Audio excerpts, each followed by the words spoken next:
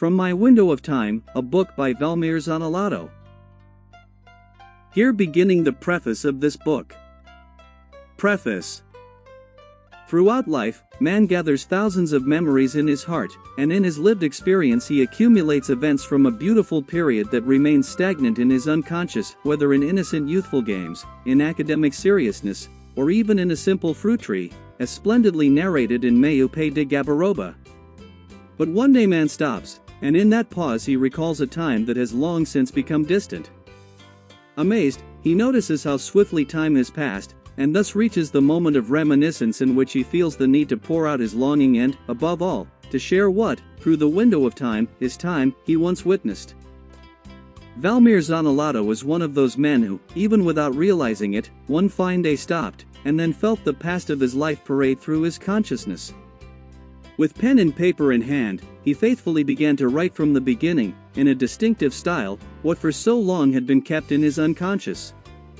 In his short stories, he recounts the struggles at the beginning of his career and the complexity of reaching the level that today makes him happy and fulfilled, an incontestable truth that culminates in the publication of this beautiful volume, From My Window of Time. Zanellato, without being presumptuous and being a fighter who sought, through dignity, the construction of his own particular empire, feels the pleasure of what he has acquired, both morally and materially. It is certainly man himself, through his actions and attitudes, using honesty as a fundamental weapon, who glorifies the future. Then, in honor, comes the day when he begins to enjoy peace par excellence, by merit receiving the laurels of his victory. For this reason, from today onward Valmir begins to leave his name autographed on the pages of his own history. Zanellato was one of the prosperous businessmen of Torres and one of the most well-liked people in the community, with the extent of his friendships being something to admire. Valmir has the pleasant satisfaction of carrying within himself the noble art, and in order to develop it, he became a poet and composer. He handles words with ease and has on his resume several participations in gaucho poetry contests. His compositions circulate throughout Brazil on CDs recorded by the spectacular group Hermeos Bertussi, whose principal member, Guilherme Bertussi, assumed the role of his father, the incomparable Adelar Bertussi, known as the drover of gaucho music. For a long time, Zanellato has written romantic poems and songs with a detachment found only in people who have sensitivity at the surface of their skin. Just as he speaks of sweet loves, he also writes, in his own language, beautiful prose describing gaucho traditions, making clear his love for Rio Grande do Sul. In them he also clarifies the grandeur of the love that the gaucho dedicates to his prenda, recognizing in her resplendent beauties and, in the exaltation of her qualities, total appreciation. Today Zanellato is treading the path of a writer's career and grants me the privilege of writing the preface to his first book, which I do with evident satisfaction. In addition to being brotherly friends, he knows that he finds in me valued recognition in this most difficult art, knowing how to handle letters. In this book, Valmir brings to the public biographical short stories whose excellence of narration will surely come to enchant readers. He speaks of his childhood days, of the nostalgic and creative adventures that, together with his brothers, were practiced in the beautiful place where he was born and lived much of his adolescence. He describes, with equal mastery, the delicate times when he had to do his best in raising his children. He speaks of the anguishing escapades of some painful family separations. Torres, by the grace of nature, is a splendid paradise and a cradle of artists, from which stand out those who feel literary blood running through their veins, among whom Zanellato is henceforth incorporated, who, despite being a poet and composer, has until now remained in obscurity with regard to book publication. From this one onward, however, knowing as I do his willingness to write, I believe that many other books will soon come to enrich publishers' catalogs and bookstore shelves. Zanellato, with a heart bursting with joy, I wish you happiness along the path you now begin to tread. I am happy to have as a colleague in letters a fine writer, and I am fully convinced that your book will enjoy absolute acceptance, achieving resounding success among readers. Moreira, poet and writer. Beginning another page of this book. From My Window of Time. Nowadays, better than at any time in those long-gone days of my life, From my window I can more clearly observe the memories of everything I left behind, which, more alive than ever, remain in my sweetest recollections. It seems to me that at that time, when I was still a child, when I was always by my brother's side and spent more time close to my mother, I had more love within me to give, to share, and to devote to all of them. It may even be a false impression that I carry with me, but, not wishing to make an immoderate comparison, in the past people too, for example, our neighbors, lived a little farther from our house, and everyone, at just over 40 years of age, seemed much older to me when compared to those who today are of greater age. My mother was no more than 1.65 meters tall, and yet she seemed much taller to me than she does today. That rise in the road, in front of old Aunt Ninho's wooden house, now seems gentler to me. I might even venture to say that, with today's machinery, they have worn down and lowered that old hill. But in truth, good sense makes me, like everyone else, accept reality. And returning to the feelings I bestowed upon all my family, and upon the little friends of my early childhood, those indeed, I believe, have been quite worn away. And what does it matter to speak of that time, some might ask, if in the present we have little time to give it attention? What is wrong with our love, with our affection, with our attention toward our family, our friends, and our neighbors? All human beings were created in the image and likeness of the Creator, even though feelings differ among some. And furthermore, although there exists this great difference when it comes to feelings, everyone, in one way or another, carries within themselves fond, great or small, good memories of time once lived. Some even prefer to set aside their memories, which often stir their feelings too deeply. Knowing that nothing more can be done to bring that good phase of life back, they prefer to forget everything, to set it aside, and to live only in the present. Others seek to keep their window of time open and, from there, through its somewhat old and cloudy pane of glass, they glimpse, traverse, and keep alive the memories of the beautiful time lived in childhood and youth, considered by many to be the best time ever lived. But what makes me think most, when I observe from my window, is, as I mentioned above, that love seems to have diminished within my heart. Has that love worn away only within me, or has it also diminished within some or all hearts? It may be that this grand and strong love that I remember having felt in my childhood, because it was later shared among more people, such as my girlfriend, my wife, and my own children, has diminished in intensity. Has it diminished? To this day, I still have not found the answer within myself. Even so, if by mischance this is indeed so, I shall remain here weeping with longing for that old and strong love that I once carried within me, and that today, only through my window of time, now quite worn, I am able to glimpse, see, and feel. Beginning another page of this book. Youth. Today I remember, better than ever, the feelings I put my parents through, especially my affectionate and gentle mother, at the height of my dearly remembered youth. The discovery of the colorful days that were unfolding in my adolescence still brings me reflections that appear vivid and present, which are seen every day stamped on the faces of today's young people, my mirrors of the past. What once seemed as though it would take far too long to arrive in my life, in my past, that is, my 18 years of age, my independence, being able to be the master of myself, no longer having to give explanations at home, today I feel as if it were a lightning bolt that happened and quickly passed by, gone. During my anxious and long wait for the age of 18, it seemed that each year had been multiplied by 10.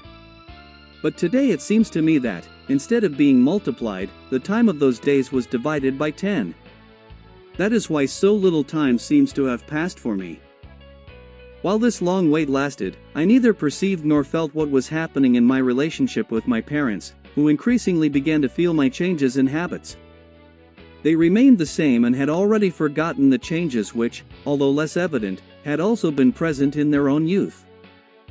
Little by little, without realizing it and very slowly, I began to arrive home later. I worried my mother more than my father, since he, due to his work, used to stay away from home for several days, sometimes even for more than a month. And time went by, and I was drifting farther and farther away from them, from my siblings, and from my home. Not infrequently, in the late hours, as my mother used to refer to the early morning, I would arrive and find her still waiting for me. Awake, she would only fall asleep long after I had gone to bed and was already sleeping. How many hardships, even unintentionally, I made my mother endure. Her talks, requests, and advice, as one says today, went in one ear and out the other. Even so, although at that time I put very few of her pieces of advice into practice, not even time itself was able to erase them from my memory and make me forget them completely. For many and many years my mother's advice remained in my mind, within me. Now, with my children grown and my youngest already past the age of 18, I return today, in thought, to my past. In order to understand it better, I relived the time when I was going through that age. He, just as I once did, makes me go through exactly all the worries that my beloved and dear mother went through. Today I suffer when I remember the worries I caused my mother in those days. I suffer as I wait for my son to return home. I imagine where he might be at those late hours of the night. Where? And with whom is he? What is he doing? Is he all right? Is he suffering for any reason at all, whether trivial or something more serious? Of one thing I am absolutely certain today, I am feeling exactly everything that my parents once felt. The lessons learned are never forgotten. It is necessary to learn so that the soul may perfect itself. Beginning another page of this book. From my window. My dreams and thoughts would wander, reaching far, far beyond what I could see there from my window, from where, wrapped in the dreams of a young dreamer, I spent afternoon after afternoon keeping my mother company. In those days, with her old sewing machine, sewing for others, she defended the family's livelihood with her arduous labor, her workday lasting from the first hours of the morning until the late hours of the night. Seated on an old, worn wooden chair, with a straw back and seat, I would gaze at the horizon, imagining the day when I would have the courage to go to my mother and speak to her of my dreams, of my desire one day to leave, to go away from there, to roam the world in search of something I could not even imagine what it might be. With the heart and soul of a young dreamer, that was what I most wanted in those days. It was freedom that called to me and tormented my moments, my days, making me lose the natural peace that is found only within the chest of every young person at that stage through which I was then passing. My scattered thoughts flew far away from everything and from the safe world in which I had been raised. Humble it was, yes, but there had always been great love within that home, alongside my dear siblings, my loving mother, and my strict yet no less beloved father. A great desire came over me to drop everything and set off into the world, in search of I know not what. At the same time, I felt in my chest, for the first time, a tightness until then unknown. The desire to leave was great.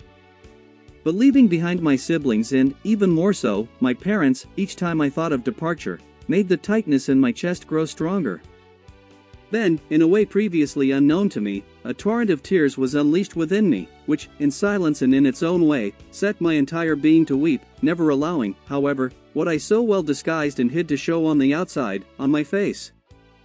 I made it seem to my parents that that young man was strong, without their knowing that stronger still was the desire to leave, to go in search of his fantasies, his dreams, of the so desired and dreamed of freedom. My parents seemed to guess my thoughts.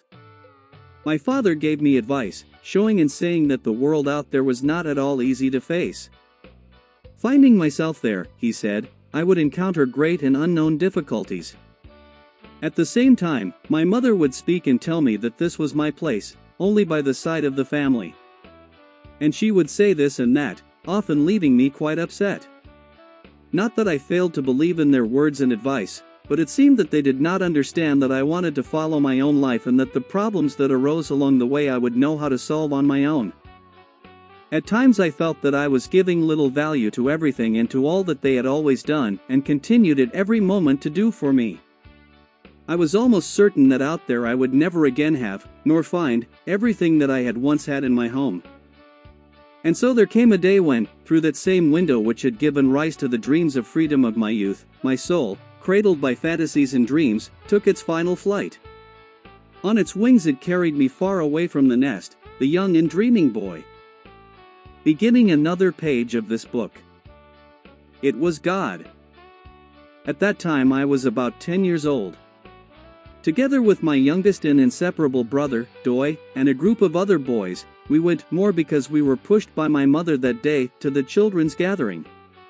In the past, missionaries promoted such gatherings and visited churches all over Brazil, where, in each place they visited, they sometimes stayed for more than a month giving conferences, lectures, in short, providing religious instruction. In those days, the missionaries were passing through the locality of Rio do Passo, in Tubarão, Santa Catarina. Our community belonged to that municipality and, as was customary, on festive days, whether there were masses or not, everyone went on Sundays to the Church of St. Teresinha, which still exists today. While the older missionaries were in conference inside the church with our mother and the mothers of the other children, the younger missionaries gathered the children together and led us to a shaded area on the left side of the church. We stayed beneath a large, leafy tree that stood near a goalpost, where on Sundays the informal soccer matches of the championship between that and other surrounding localities usually took place. The group of children, in great excitement, followed the missionaries to the spot and, at their request, everyone formed a small circle. For me, my brother, and all the children present, that gathering was the greatest thing, a major event, a moment of novelty. In those parts, I remember very well, aside from the masses, the rosaries, and the rare festivities that took place during the year, nothing else original ever happened. Only occasionally was a rare wedding celebrated, and everyone knew about it at least a year in advance. By then, even the guest list was common knowledge. The children sat on the grass around the missionaries with great expectation, waiting for what was about to happen. What new things were they bringing to that community so isolated, where nothing new ever happened? Impatient, in a low murmur, the children would not keep still, until one of the missionaries, speaking more loudly and pointing in a certain direction, managed to capture everyone's attention. Not far from where we were, there was a large and beautiful rooster, with colorful yellow and red feathers, scratching the ground beside a huge, thick fallen tree trunk that, judging by appearances, had been there for a very long time. Taking advantage of the momentary silence, the missionary then said, "Well then, pay close attention. Do you see that enormous trunk with a rooster nearby scratching the ground? Very well, soon that rooster will drag it over here to us." Silence fell completely, and he continued, "In a little while, I will go to where the rooster is, pick it up, tie one of its feet to the big trunk, and it will pull the trunk over here to us."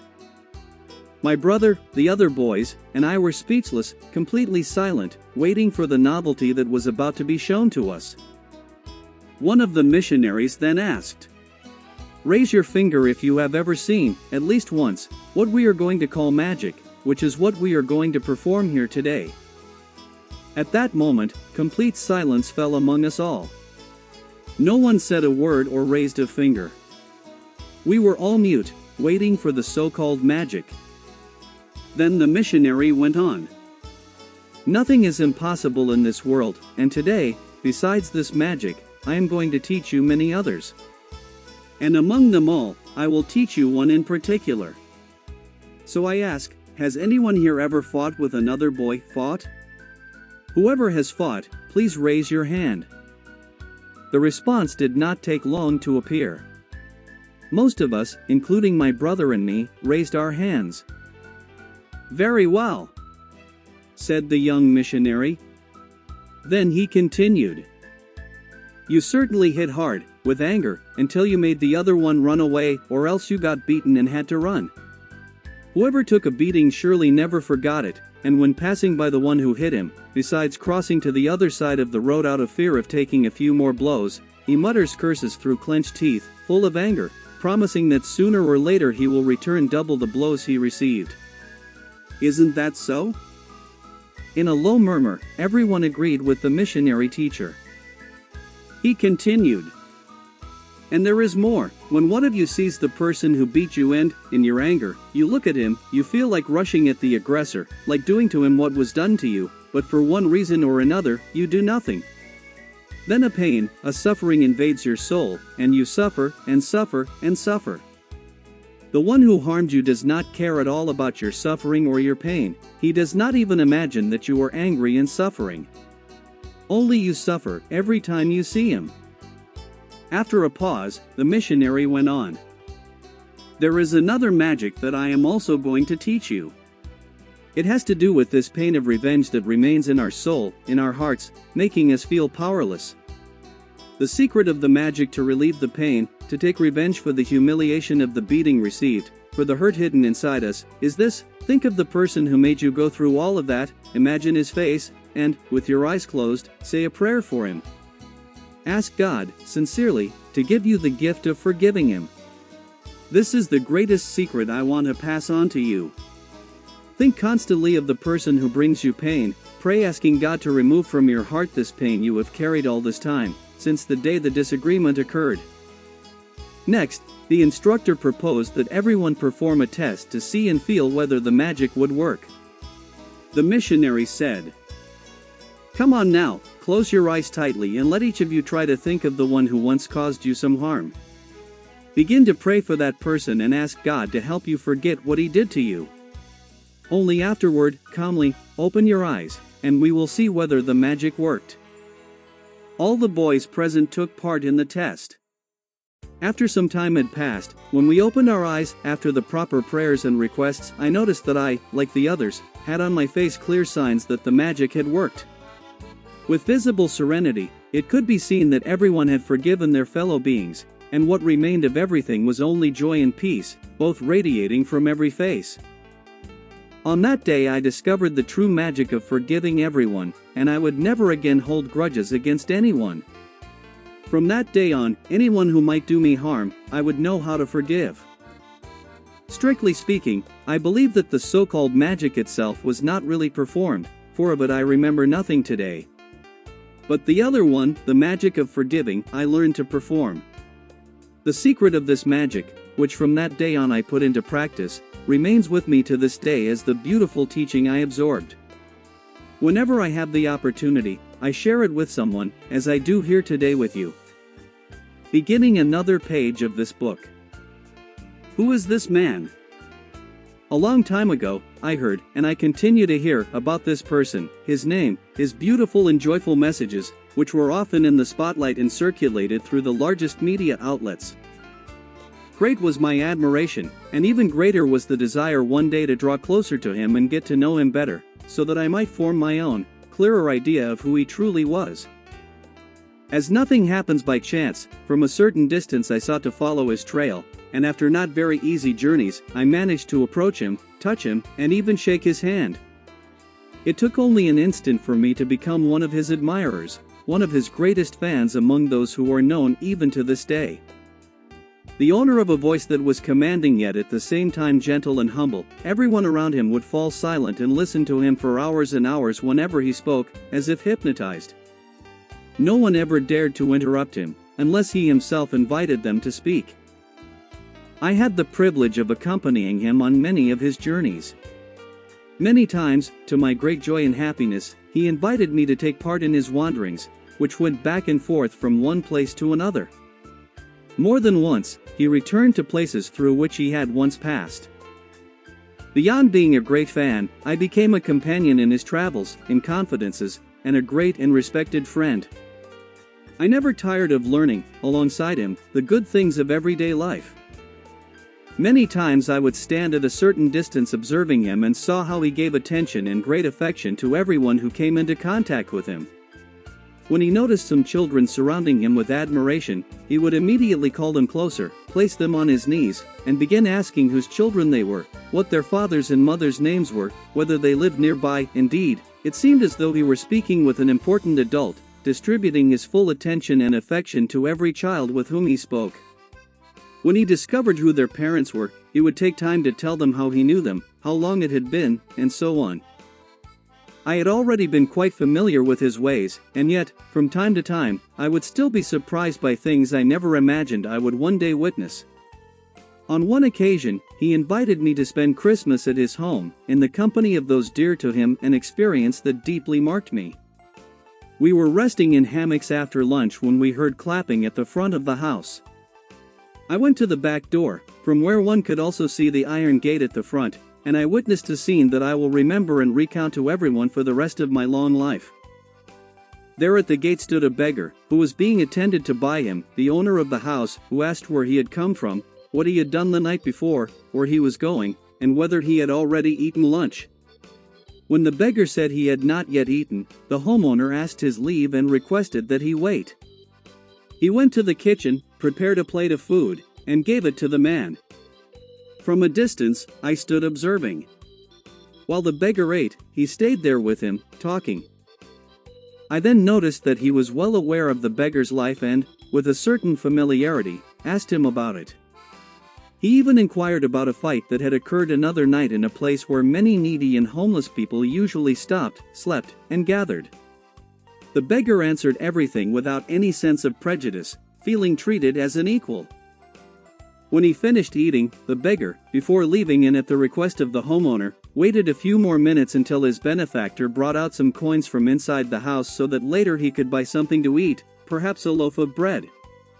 In short, as he himself said, it was a dignified meal for a human being. The man I speak of, as I observed him and lived alongside him, had the habit of offering everyone a word of affection. At the same time, his ability to adapt was remarkable. When he found himself among doctors, politicians, and the highest authorities, he was just as capable of delivering his message and expressing himself, leaving nothing to be desired in terms of rhetoric. A great part of the learning I carry within me I owe to the example of life of the man of whom I speak. From time to time, even today, I ask myself, who is he really? I have had, and still have the joy, happiness, and pride of being able to say that this man invited me to be the godfather of his youngest son. In turn, I had already invited him before, and he kindly accepted, together with his wife, to be the godfather of my wedding. Time has passed, but more and more I find myself asking who this person is who has done so much for everyone, who practices only good, who helps everyone, who, through song, brings words of love, affection, optimism, and all that is good to all. Who is this man? Who is Adelar Bertucci? Beginning another page of this book. Long live life. On some days of mine, when for some reason I suddenly feel a little withdrawn, somewhat out of tune with what I value most, both in my moments of solitude and in moments with others, a short phrase comes to my mind. Until some time ago I had not paid it much attention, yet it has been of great value in those few moments of apathy. I look around me and say, repeating to myself as many times as necessary, live life. As if by a miracle, as though by a wave of a magic wand, things begin to change and take on a new meaning within me. I begin to look around and see how much more beautiful and intense the green of the trees is. The few flowers that still remain on some branches of the trees are seen with a special coloring, making it seem as though I had never seen them before. I repeat once again, live life. The more I repeat it, the more joyful I become, and the more life begins once again to make sense. The irritation I had been feeling is set aside, and in its place come joy, happiness, and the pleasure of feeling alive as I find myself in contact with this wonderful nature that surrounds us and gifts us with so much beauty at every moment of our lives. Many times, when I am driving my car to work and traffic begins to slow, a small impatience sprouts within me. I remember the little phrase and, looking around, I repeat it to myself, live life. Then a transformation begins to happen around me, the miracle, the magic once again take place. I look at the cars stopped in front of me, unable to continue their journey because of the traffic jam, and the vehicles seem so different and beautiful to me, with their varied colors and different shapes. I feel as though I had never stopped to observe these marvelous machines that have always been there, circulating in front of me and around me. I observe and notice that inside one of the cars there is a couple who seem somewhat impatient. In the back seat sits a baby who, at first glance, appears to be no more than 2.5 years old. The child does not mind the traffic stoppage at all and curiously looks from side to side, with a smile on their lips, and from time to time waves a little hand at those who look back. At that moment I feel even more alive and, repeating myself, I exclaim, live life. Immediately afterward, everything becomes even more wonderful within my soul. Believe it if you wish. Try it if you want to try. The phrase is magical, just repeat it to yourself and the miracle will happen, live life. Beginning another page of this book. Letter to my children. My dear children, far more loved than merely cherished. Today I made this somewhat old-fashioned, slightly out-of-date decision, which is to write you a letter. For a long time I have thought about writing to you, insistently at night, when, in the silence of the house, when thoughts fall into order, the good memories I have always had of you, and that have never abandoned me, still come back to me, you, my adorable and unforgettable children. I am not, nor have I ever been, against the fact that you left and went in search of your ideals, your lives, and the long-dreamed-of world that was waiting for you out there. I never cried over your departures, your escapes, or the rare times when you did something wrong. I knew and understood that once I had done the same, not because I was reckless, but because I did not yet know reality. Too naive, I was led to commit what you yourselves do today. I know that I was perhaps too demanding in raising you, yet I do not regret what I taught you. I also believe that at this moment in your lives you understand that this was the best education you could have received. My beloved children, how my heart and my entire being long for you. How I wish that at this moment you were a little closer to me. I always remember you so small, surrounding me, calling me, always wanting more and more of my attention. But now, so grown and so distant, it is I who seem to become a child at all hours, every single day, through the cold nights that turn out to be in vain. For you I wait, I call, and, as you once did, today I too try in vain to call for your attention. I never imagined that life would one day have meaning only by your side and that your attention toward me would be what gave it meaning. I do not wish, through these lines, to say that you are not giving me the attention you should, nor do I want to make you feel any sense of guilt. I weep only because things have turned out this way, both because of customs and because of the world that made them so. I confess to you, today I understand what my parents went through in the days of my youth. In that regard, I even created the following saying, today, with our children, we pay double for what we once did to our parents. But the greatest reason that leads me to write to you is so that you may know that, even though you were so far away, in these days that turn into mornings, weeks, months, and years, I have seen and felt, with deep sorrow, this loss. And even though we have never been far from one another in terms of physical distance, and have always been where we have always been, we have ended up, day after day, growing ever more distant from one another. I hope that this letter reaches your hands wherever you may be and that you return to my arms your attention, and that, just as I once did, you give me your lap, caress me, let me rest my head on your shoulders, console me by giving me a little attention and telling me that you are coming back to me and that you will always remain close by. I take my leave with a big hug. Your father. Beginning another page of this book. Part of my dream. Many of my dreams from long ago, from the time of childhood and youth, are still alive, some of them even much stronger. Among other things, I dreamed of being a writer, a singer, and a composer. These dreams I kept within me for a long time. Of them all, the strongest ones that still accompany me to this day are those of being a writer, a poet, and a composer. The paths that lead us toward the fulfillment of our dreams, to the point or place we hope to reach, are often far too winding, most of the time taking us along strange and very different roads, sometimes even in the opposite direction. Only later will we realize that, from the point where we are, despite being very far away and separated by a great abyss, with renewed effort we can build a bridge from there and achieve the great desire and the greatest dream of our lives. But the greatest difficulty in moving forward and continuing in search of our ideal generally runs into a lack of financial means. From there, a long journey begins, in which we must accept any kind of work, often unrelated to what we truly aspire to. During this long journey, we usually pass through many jobs, and over time our dreams begin to fade, along with some projects. Then, growing ever weaker, they eventually fall into oblivion, leaving behind a sense of longing in our subconscious. Sometimes, even jumping from branch to branch, from one job to another, we may at times manage to be successful, climb to higher positions, and even become owners of our own business. Then, if we keep our convictions and dreams alive, we can divide our time and put into practice what is stored within us, what longs to burst forth and find a space in which to express itself. All dreams can become reality. You only have to want it for it to happen.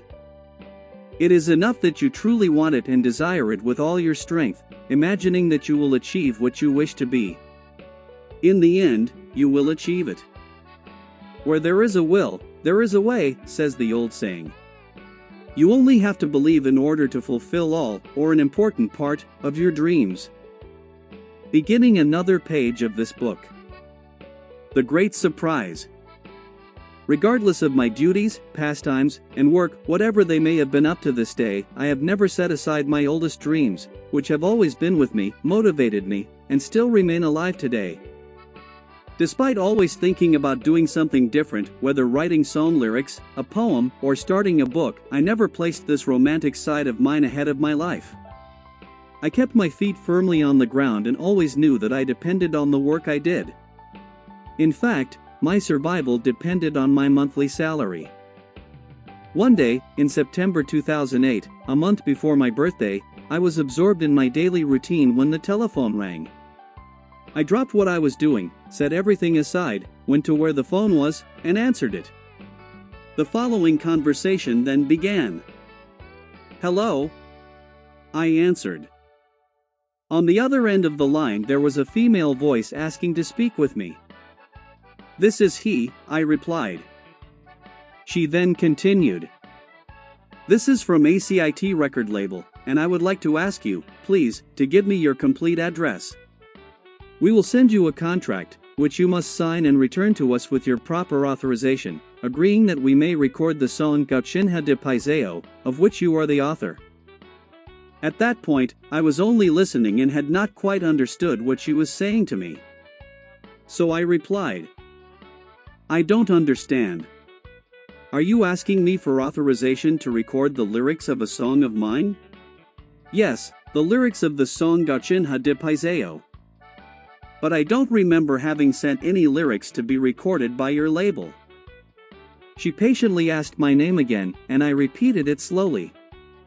There must have been some mistake, because she had certainly confused my name with that of another composer.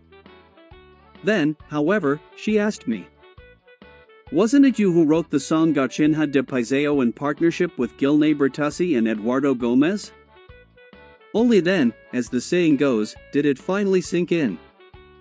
I remembered that sometime earlier I had sent Gilney Bertussi a few of my lyrics, and since I had never shown them to anyone else, I had completely forgotten about it. "Oh, now I remember," I replied. "You may send the contract. I agree to the recording of the song."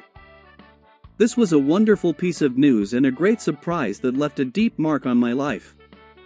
I, who had never abandoned my dreams and had always believed in everything I did, was receiving my reward, well-deserved recognition.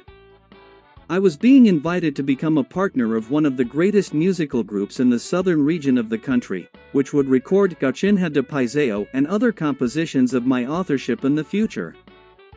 That day, I truly had a great surprise. Beginning another page of this book. From my 18 years. From my 18 years of age, I carry fond and nostalgic memories. Up to that age, because I was a very shy young man, even though I wanted to work and be independent, my shyness always spoke louder. Awkward and embarrassed, I neither had the courage nor managed to find a job. Later, however, when I reached the age to perform mandatory military service, I did not miss the opportunity and hurried to present myself to the 3rd Infantry Company in the city of Tubarão, in Santa Catarina. The unemployment rate in those days was quite high throughout Brazil. Most of the young men who wanted a position at the barracks came from rural areas, where there were few job options, leaving almost exclusively farm work, as it was commonly said, as the only alternative. However, no one was eager to face what was then considered the most discriminated, exhausting, and lowest paid work of those times. Thus, on the day of presentation, there was a large number of young men gathered in the center of the barracks courtyard, where the selection would take place. There, among so many candidates, approximately 100 young men would be chosen. The sergeant in charge of the selection led us to the center of the recreation yard and made us form lines. After we were all lined up, he addressed the group and ordered, "Those of you who are studying, raise your hand," he announced in a loud voice. Some raised their hands, and to them the sergeant said, "Here, this year, since we have an excess of young men for military service, We will dismiss those who are studying or will continue their studies, since life in the barracks throughout the year would certainly interfere with your schooling. On many nights, such students would have to miss classes in order to carry out duties at the barracks, including, on many days and nights, having to stand guard.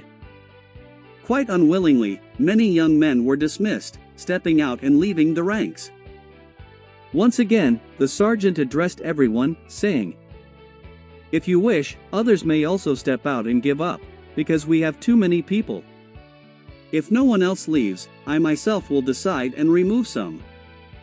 There was complete silence. No one moved from where they stood. Everyone wanted to stay and serve in the army. The sergeant then used a tactic that only much later, with the passing of months in the barracks, would we all come to understand. He put us at attention, lined up under a scorching sun over our heads. In the midst of a temperature of 38 degrees Celsius, he made us remain motionless, not allowing anyone to move or leave their place. The first to move would be immediately dismissed. We managed to stay there, without moving, for at least 2 hours. After that time, some young men could no longer endure the heat and began to faint, but the sergeant maintained the order that no one was allowed to move. Time continued to pass, and one by one, unable to bear the heat any longer, some began to leave the ranks. Finally, only the contingent required by the barracks remained.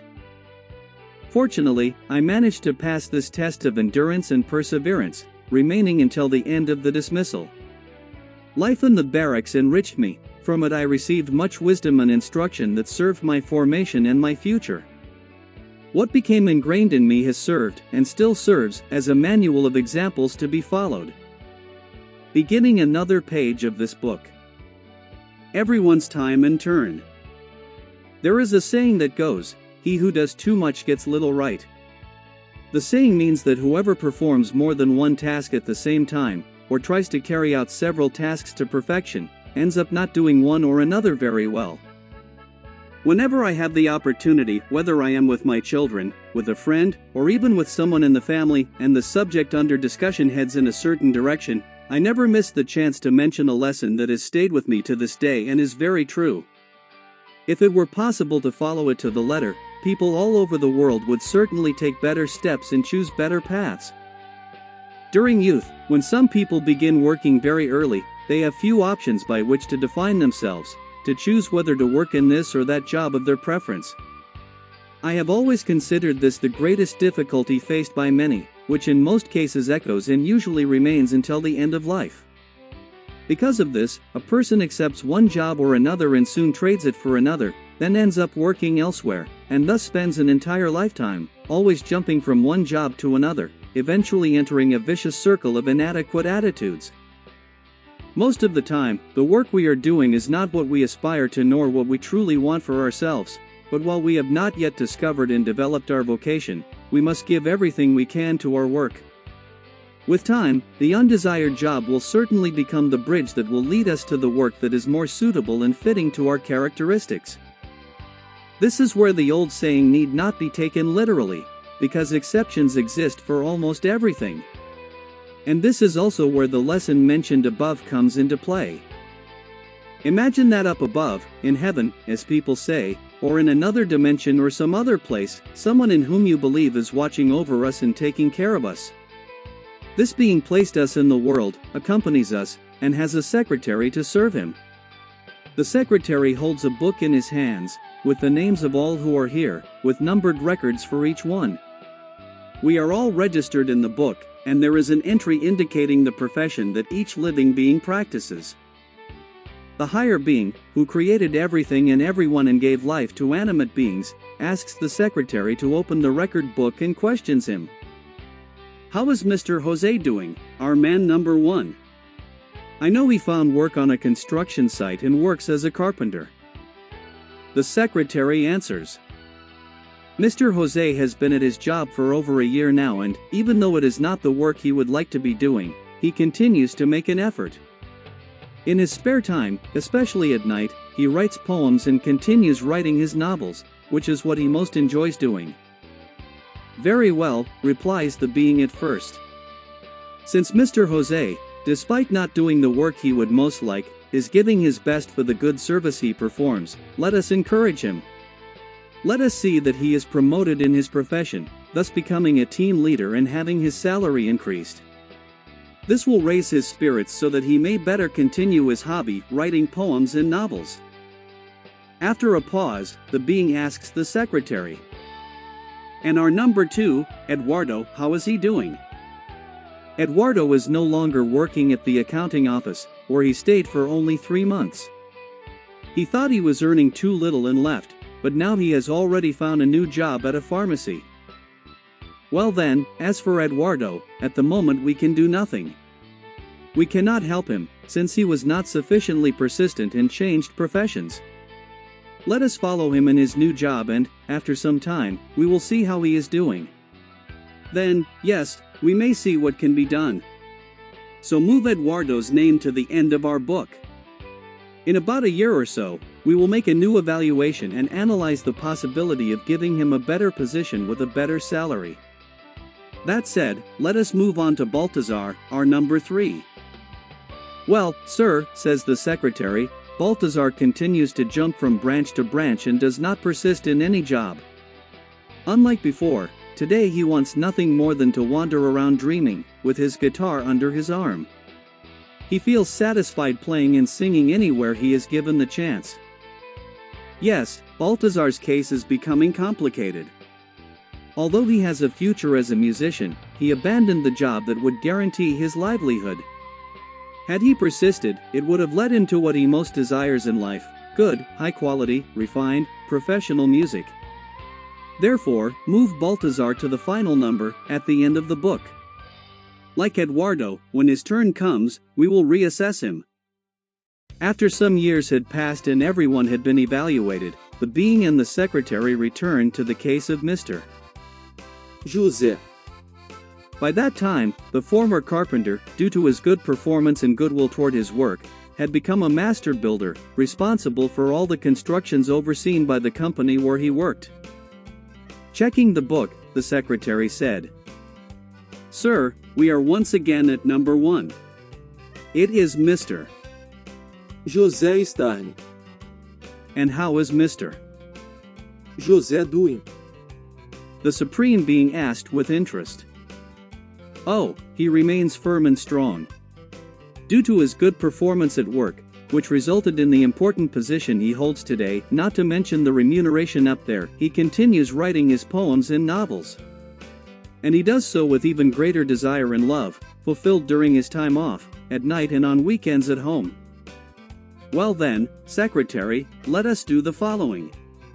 Since Mr. José has always shown himself to be diligent and competent in his professional duties, which the records in our book confirm, and since he has obtained the deserved gradual promotions, he now deserves a new opportunity. The focus now is his old dream, which will surely become his full realization." After a brief pause, the Supreme Being continued. "Pay attention, secretary.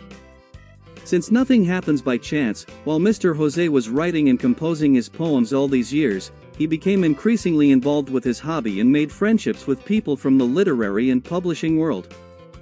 Today I will provide him with the opportunity for which he fought, and I now add this other profession to him, wishing him success in his endeavor as a writer and poet. Soon after, he will be able to publish his books, which has always been his dream."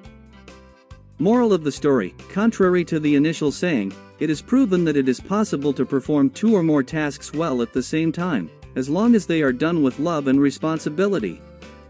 Moreover, persistence in everything we do is essential for the fulfillment of the dreams that the future will grant us, without forgetting those who depend on us. Beginning another page of this book. A true friend. One of the events that marked me, and that, with joy, from time to time comes back to my mind, took place on May 22, 2010. On that date, I was able to witness an act of true friendship that, until then, I had not imagined could exist so strongly between two people. I have an important friend whom today I can certainly call a friend, and I say this wholeheartedly, who is, in addition to being a friend, my compadre. He invited me to be the godfather of his youngest child, and he is my wedding godfather. This friend had been invited to the 80th birthday celebration of a certain businessman named Randon, which was held at the pavilions of the Grape Festival, Festa de Uva, in Caxias do Sul, the city where his companies and residents are located. Well then, since around that time I had been invited many times to accompany him on his travels, I ended up becoming his partner on these trips that my important friend made to various cities in the states of Rio Grande do Sul, Santa Catarina, Paraná, and other states in Brazil. He had been invited by Randon, and the celebration would bring together more than 1,000 guests, including friends, relatives, and many businesspeople from Brazil and abroad. My famous friend, as soon as he received the honorable invitation, invited me to go with him to the celebration. I resisted as much as I could, arguing and trying to make him see that for such an important event only invited guests with invitations would be allowed access to the ceremony. He had certainly already thought of everything and commented that, if something like that happened, he would say that I was his driver, claiming that he lived far away and had no way of driving alone to the party. On the night of May 21 to 22, 2010, my friend spent the night at my house in the city of Torres, and in the morning, not very early, we drove to the city of Caxias do Sul. Upon arriving there, after a little more than 2 hours, we were already at the gates of the Festa de Uva pavilions. My friend, as he was already well known and still is famous today, was warmly received and showered with attention by the crowd from the access gate to the place reserved for him. It did not take long before Mr. Randon arrived, surrounded by security guards, and he promptly came to meet my friend. Embracing one another, they both recalled good moments from the past. I was introduced to Randon, and the three of us remained there alone for more than an hour, talking, surrounded at a good distance by security guards. The conversation was not brief, and I, equipped with a camera and a video recorder, recorded a good part of it. On that occasion, we even learned the day and time when Randon had come into this world. But then the birthday honoree was invited to begin the celebration and to enter through his exclusive access, which was the main entrance to the hall where the party in his honor would be held. He then left, leaving us there alone. A few minutes later, someone approached my friend and said to him, "Mr. Adelar Bertussi, please come with me to take the seat that is reserved for you next to the birthday honoree. Mr. Randon is waiting for you." And my friend replied to her, "I am accompanied by the friend here beside me, who today is acting as my driver, and I would not like to leave him alone, since last night he has kindly hosted me at his ranch in Torres, giving me lodging, and this morning accompanied me here. Therefore, I would like him to come along and remain at the same table assigned to me and the birthday honoree." Without any hesitation, she replied, "Mr. Adelar, we have no extra seats in the hall. Everything was carefully planned, and all the reserved spaces have been filled." Adelar, who had already noticed some people who were going to perform and play music at the celebration, promptly asked her, "And those musicians over there, who are going to perform and play during the party, where will they sit and have lunch?" "Oh, those musicians will stay in the space reserved for them over on the other side of the pavilion." Firme, Adelar Couterete. "Then I will stay and have lunch with my partner here, together with those musicians." "All right, Mr. Adelar. If that is what you prefer, that is how it will be done, and I will accompany you to the place where the musicians are gathered." And off we went, following our guide. When we were almost there, from afar we heard a shout of surprise and welcome. "My dear idol Adelar Bertussi, what a surprise! What a pleasure to find you here, man of God." It was Ernesto Fagundes, who came toward us accompanied by his father, Beggar Fagundes, and by his other sons, the youngest, Paulinho, and Neto Fagundes. The party was made.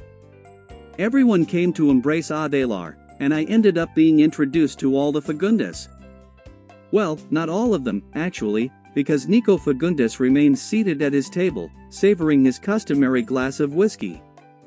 Even so, seeing Adelar approach from afar, Nico let slip a discreet smile, pleased to see again the friend and fellow professional he had not seen for a long time. In a short time, the conversation became extremely lively, so I took advantage of the opportunity to record the gathering. We took photos together, I recorded the comments of everyone present, and as a bonus, Beggar Fagundes recited the poem Na Maria, which lasted a little over 10 minutes. After lunch, Adelar headed to the celebration area and, accompanied by the Fagundes, went up on stage, where he began to sing his favorite song, the trademark of the Bertussi brothers, O de Casa. To loud applause and accompanied by the Fagundes, Adelar sang in harmony with Nico, and they performed some classic gaucho songs by the Bertussi, while being warmly applauded. I recorded this unprecedented meeting with my camera, something that rarely happens in one's life. I had the opportunity to see Nico and Neto Fagundes again after the Caxias do Sul event, in the city of Venancio Aires, together with Adelar. It was the celebration of the 30 years of the program Galpeo Criollo and Nico's farewell as the official host of the program. From that date onward, Neto took over as host, and the meeting in Venancio Aires was a celebration full of novelties, with the greatest names in gaucho music. Well then, if possible, I will leave further comments for another opportunity. But I wanted to record that I remained quiet throughout all this time, and today I am writing that it is very gratifying to have at my side a great and respected partner in whom one can trust. I can truly tell everyone that I do have a true friend. Opening another page of this book. Mai Gabiroba Tri. Being able to return to the same place after so much time had passed, I lived moments of great happiness. They were immensely gratifying. How many times had I dreamed that one day I would be able to return to that place where I had spent the most vigorous days of my childhood? And now I found myself before the place that had never left my memory, that haunted me day and night, more at night than during the day, causing me to suffer, and I felt a tightness in my chest. It was of this place, after all, that I remembered. The old and insensitive time had passed very little there, for few changes had occurred. Except, of course, for the old house, where I once lived with my parents and siblings, on the slope of Cupido Hill, well above the road. The old wooden house no longer existed, and it was with some difficulty that I managed to locate the spot where it had been built. Time, in those parts, throughout all the years that had passed, perhaps because it was so far from busy places or from the city, seemed to have imagined and taken it upon itself not to bother making changes in that corner of the world, which would have led nowhere. Through a low thicket I glimpsed a winding path that, over time, had grown from our house to the main dirt road. It was still a bit more open and less overgrown than before, and had once been our daily passage, the farm path that gave us access to the great main road. I searched in vain for the old banana grove planted in the grota, very close to the house, on uneven, stony ground through which a small stream wound its way. It came down from the hillside and, in part, flowed through gutters made from palm slats that my father had taken from the woods and used to bring fresh drinking water. It was from this water that we served ourselves, sustaining our lives day after day. I climbed up the hill and headed toward where, always in the company of my partner and brother, Doi, we used to set traps to catch little birds. And not far from there, in the place of old, I came face to face with the spring that continued to gush its clear water from the bowels of the earth, even after so much time. It was as if, at that very moment, I had returned to the past, to my sweet and unforgettable childhood, to my boyhood days. I then went back down the hillside and, passing once again by the side of the house, for a few brief seconds, instinctively and intuitively, I closed my eyes and opened the window of my mind. For a few moments I felt that time had not passed and that I was once again surrounded by all the members of my beloved family, encircled by my siblings, safe, without fear of anything, clinging to my mother's skirts. I opened my eyes again, now somewhat moistened.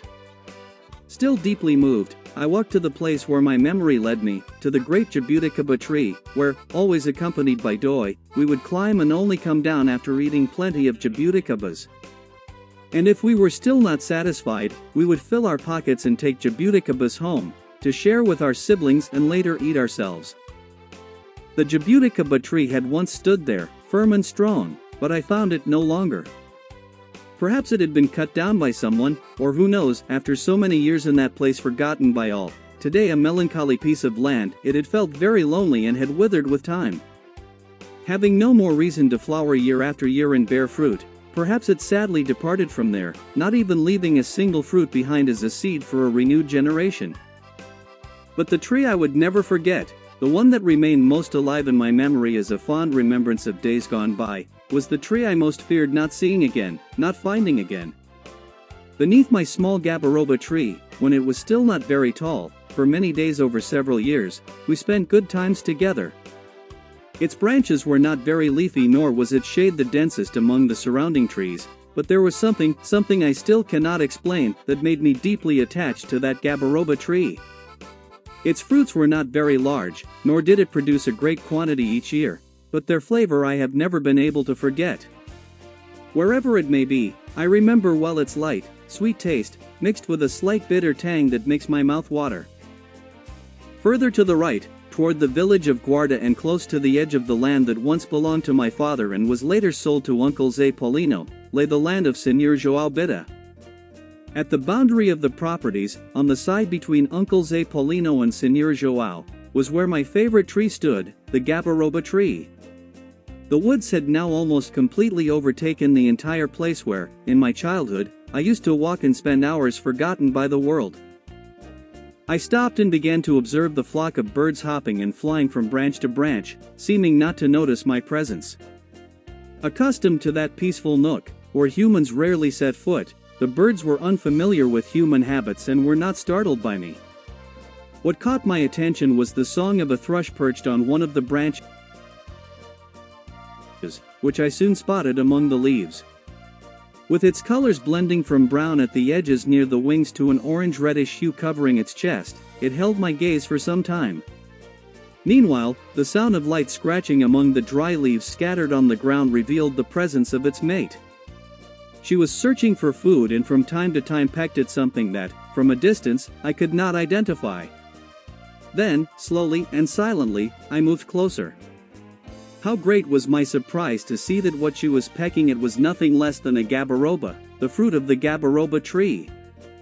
My heart suddenly raced, and the emotion of being there, almost certain that I was about to find my gabaroba tree again, made me, for a moment, forget the thrush, which, distracted, pecked and ate.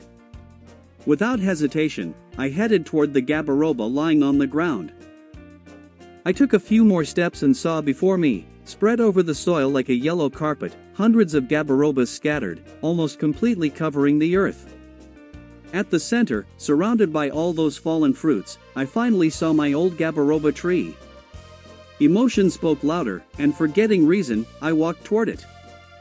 Slowly I approached, and when I finally reached its trunk, my eyes were already completely bathed in tears. I rested my head against the wood and, embracing my gabaroba tree, I could no longer hold back my sobs. Between gasps, crying aloud without any shame, I poured out all the longing I had kept hidden deep in my heart during the time I had been away, leaving it alone, abandoned, and almost completely lost among so many neighboring trees. I swore there, embraced, that if I could I would return to the past, that I would remain by its side forever. No matter how far away I sought something better, I had found nothing equal to the true happiness of being able to return there, even if only for a few moments, to be with it and remember the good, happy moments of childhood. It remained silent, as always, as was its custom, just as it had been before. But the gabaroba tree listened to me, as in the innocent times, I wanted and continued to believe that it still heard me. I needed now, more mature through life's teachings, the sweet and magical illusion of childhood, when, on the days I stayed beneath its shade, I would tell it the purest secrets of a child, and when, annoyed by any little thing that happened, I would seek it out and forget all my troubles. I had grown up, I had become a man, but deep in my heart I had never forgotten my magical world. I had never forgotten childhood nor stopped being a child. With time, I felt that I had lost all my friends, who had also become men. I do not know why they never spoke to me again, so that we might remember our bygone days and contemplate our childish friendship. Suddenly, I stepped back a little from my gabaroba tree and only then noticed that it too had changed somewhat. Its trunk, in my childhood days, had not been so thick, and its fruits, at that time, were so few. Today, however, in abundance they lay scattered on the ground around it, ensuring nourishment and the beautiful renewal of life. It had changed and grown a great deal. Childishly, I wondered whether it too had missed me. I then thought of my children, of the childhood they are living. To better understand them, I mirror myself in my past, always being that child who never set aside his childhood, his enchanted world. And today, here beside the trunk, a wish fulfilled, I once again lovingly behold everything I left here. I managed to ease my longing a little beside my friend, the gabiroba tree, and more to it than to myself. I promise to return soon for another visit. Today, however, I carry the fear of one day returning there and not finding it, and for this reason I am always postponing my return, my revisit to the dear village of Rio do Passo. Opening another page of this book. Today I understand my father. Memories of childhood still remain vivid in my mind, perhaps even more vivid than before. Day by day, the images seem almost to materialize, so present they are within me. Even so, the most striking memories are those of my father. I remember him when he was by my side. In his company I received total attention, being spoiled, with him always indulging my silliest wishes. At the same time, in the more serious moments, at least as I understood them, he taught me, in his own way, how I should behave, how to do things properly, how to be polite to everyone and always respect my elders. Time went by, steadily increasing my love and admiration for him. I felt proud to show him to my friends and to say to everyone, "This is my father." Then my adolescence arrived, and the situation changed. I felt the greatest pain I had ever experienced, tearing apart the gentle rocking of my enchanted world. Father, without my realizing it only much later did I come to know this, began to return home later and later each day. Like any child, any adolescent, I did not notice this new habit of his. I did not perceive the changes in his routine and remained unaware. Mother, although at that time she said nothing neither to me nor to my siblings, which she would only do much later, kept to herself what was happening. Because of the work he did, Father would often stay many nights working late, and little by little, when he left work earlier, he would go out with some of his friends, one day to a small bar to drink beer, another day to some other place. And so we grew accustomed to that nightlife full of novelties, sometimes meeting and making a new friend here, other times being introduced to a female friend there or elsewhere. In the end, after a long time, he could not resist the pull of the nightlife and set aside the good life he had built when he decided to marry Mother. Mother began to complain to him about his late returns home and, already suspicious that he might be up to something, started to keep closer track of his steps and nighttime routes. One fine day, Mother learned that he was having an affair with another woman, which was the last straw, as people say. Father tried to deny everything, but he could not convince Mother. Then, after some time, she was decisive and demanded a decision. Either everything would return to how it had been before, coming home early, accounting to the family for his actions, and so on, or their destiny would be another. I then learned that there had been no agreement between them and that it had been decided the marriage could not continue, ending more by Father's choice than by Mother's desire. When I learned of their decision to separate, I began to live a nightmare. I did not want to believe it. I would not accept that situation. Besides loving Father very much, I did not want to see him far from our home, for I saw and felt Mother's great pain as she suffered through the separation. It seemed as though the world was beginning to collapse over our heads. I felt useless at that moment, completely powerless for being unable to reconcile the situation. With the decision made, Father did not go back on it, as unyielding as he had shown himself to be. And although he always told us that he had separated from Mother and not from his children, I, in particular, shared Mother's great pain, suffering alongside her for a long time. I always blamed Father for the suffering Mother felt. I even, on several occasions, argued with him, directing offensive words at him. Hurt, he distanced himself from me for some years, and we would only speak again much later. Many times we talked about that attitude and about why the separation had happened, and he would, in vain, try to explain by saying that no one belongs to anyone. Just as two strangers one day meet and decide to live together and form a family, they may also one day separate and once again live their lives as they wish, as they see fit. In any case, a couple that separates cannot stop loving nor distance themselves from their beloved children. As much as father argued, and I even believe that today I understand him, I could in no way accept the decision that had been made, especially because I lived with and felt mother's daily suffering because of the separation.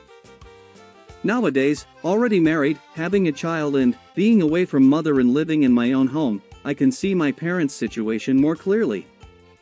I have already forgiven father for what I judged him guilty of, and he certainly must have suffered greatly, enduring hard moments as he received my criticisms. I remember, however, one very important thing. Father used to say that one day, when I was married and had children, I would better understand this kind of situation. Indeed, I got married, matured a little, and already have a child, and so I am beginning to understand him better. No one is immune to a situation like the one lived by them, my dear parents. Our relationship, after my marriage, improved greatly. What I once would not accept, that he should have another person who was not mother, has changed considerably, and nowadays I even visit his home, maintaining a reasonable relationship with his wife. Above all this, one thing is certain, a little later in life, I managed to see more clearly father's love for me, which, contrary to what I once thought, never ceased to exist. Today, through my little son, I have discovered that parents' love for their children, whatever happens, never dies, it continues to exist forever. Opening another page of this book.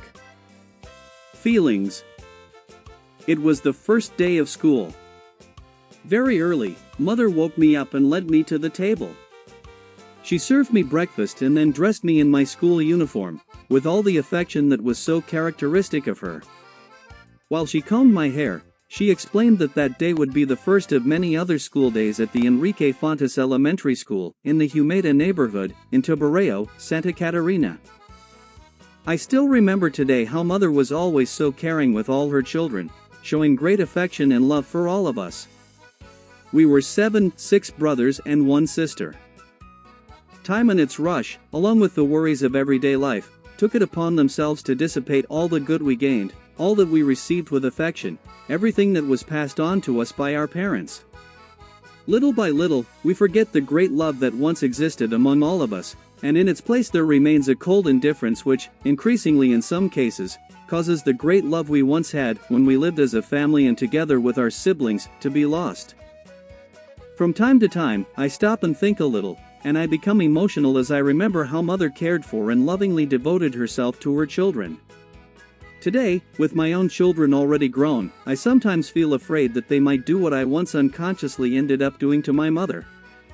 I often treated her with indifference, not listening to her properly, not giving her explanations about what I would or would not do. But today I know, now that my children are grown, that everything could have been different, that earlier I could have given her more affection, more words of comfort, and been more attentive to mother.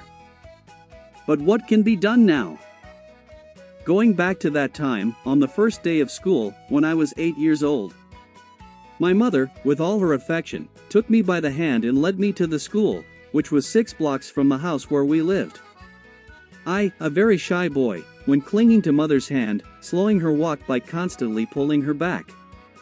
I felt as though I were going on a journey, traveling to the moon for the first time. I had no idea what I would do in that place, what awaited me, what would happen.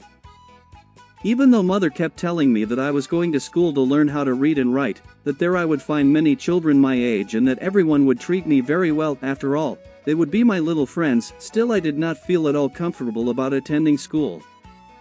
When we arrived in front of the school, mother pulled me aside and we began to walk toward a small stall on the other corner, next to the school.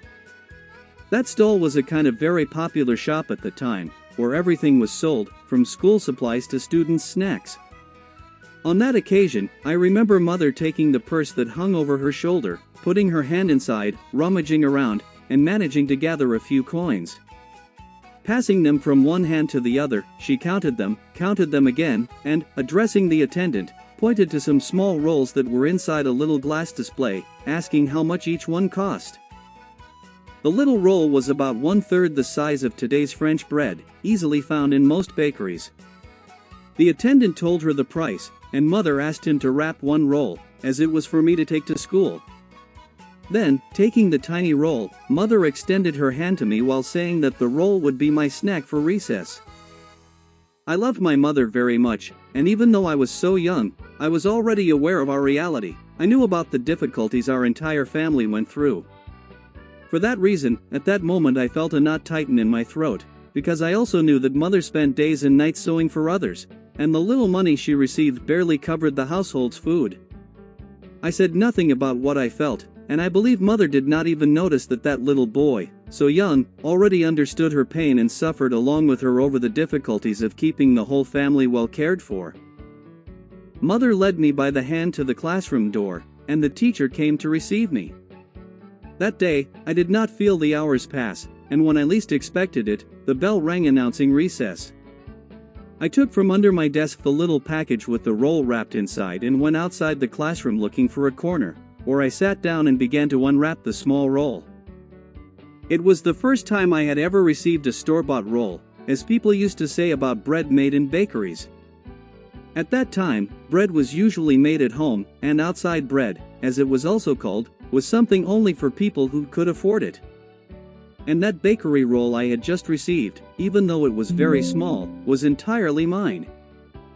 I opened the package, looked at the bread, and remembered mother, who had spent the very last coin in her purse to buy it. And my siblings, as far as I remembered, had never received a whole roll just for themselves. And so, remembering all this, while in the distance the bell announced the end of recess, I wrapped the bread back up in the paper. Returning to the classroom, I placed it in the compartment of my desk, attended the class, and went back home. Mother, and especially my younger siblings, were eager to know how my first day at school had been, what I had done, whether I had already learned something. Everyone wanted to know everything that had happened there. Very shyly, I approached mother and, stretching out my little arm and without uttering a single word, handed her the snack I had not eaten during recess. She took the small package and silently looked at me, standing there in front of me. She called my siblings, and with her own hands she cut the bread into several little pieces, distributing them among all of us. I do not know whether mother understood anything about what had happened that day. At my young age, I had no way of expressing with words what was going on inside me, but seeing the way she looked at me, today I believe she understood everything that was happening within my being. Every mother may not guess, but she knows and understands very well the feelings of each of her children. Mother no longer lives among us, but today, wherever she may be, she certainly understood what happened to me that day. It was thanks to her and to her seed of kindness, sown within each one of us, that we continue, through small gestures, to imitate the great example she demonstrated throughout her life. The fruits of her goodness can still today be found and gathered in those in whom, in her own way, she planted them throughout our entire family. Opening another page of this book. To someone, many thanks. Here on this small piece of ground that I call my own, I have still not stopped to think about why I receive so many wonderful things, nor have I ever discovered the reason why it has become my home. I go to the bedroom, close to where I am, and I am filled with wonder as I look at my little daughter, who is sleeping and today is just a little over 1 year old. Then, grateful for everything good I have received and lifting my thoughts upward, I say thank you very much, to someone who, I am quite certain, is in tune with my being, even though I do not even know who he might be.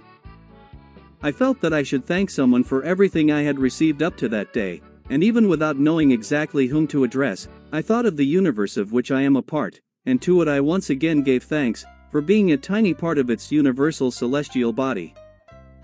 And it was while reflecting on those who believe in a higher being and on so many others who think that everything is here merely by chance, that I remembered a sermon I had heard back in my childhood. The message spoke of a boy, only a few years old, who had gotten lost in a forest and never managed to return to his parents, to the home where he lived, finally, to civilization.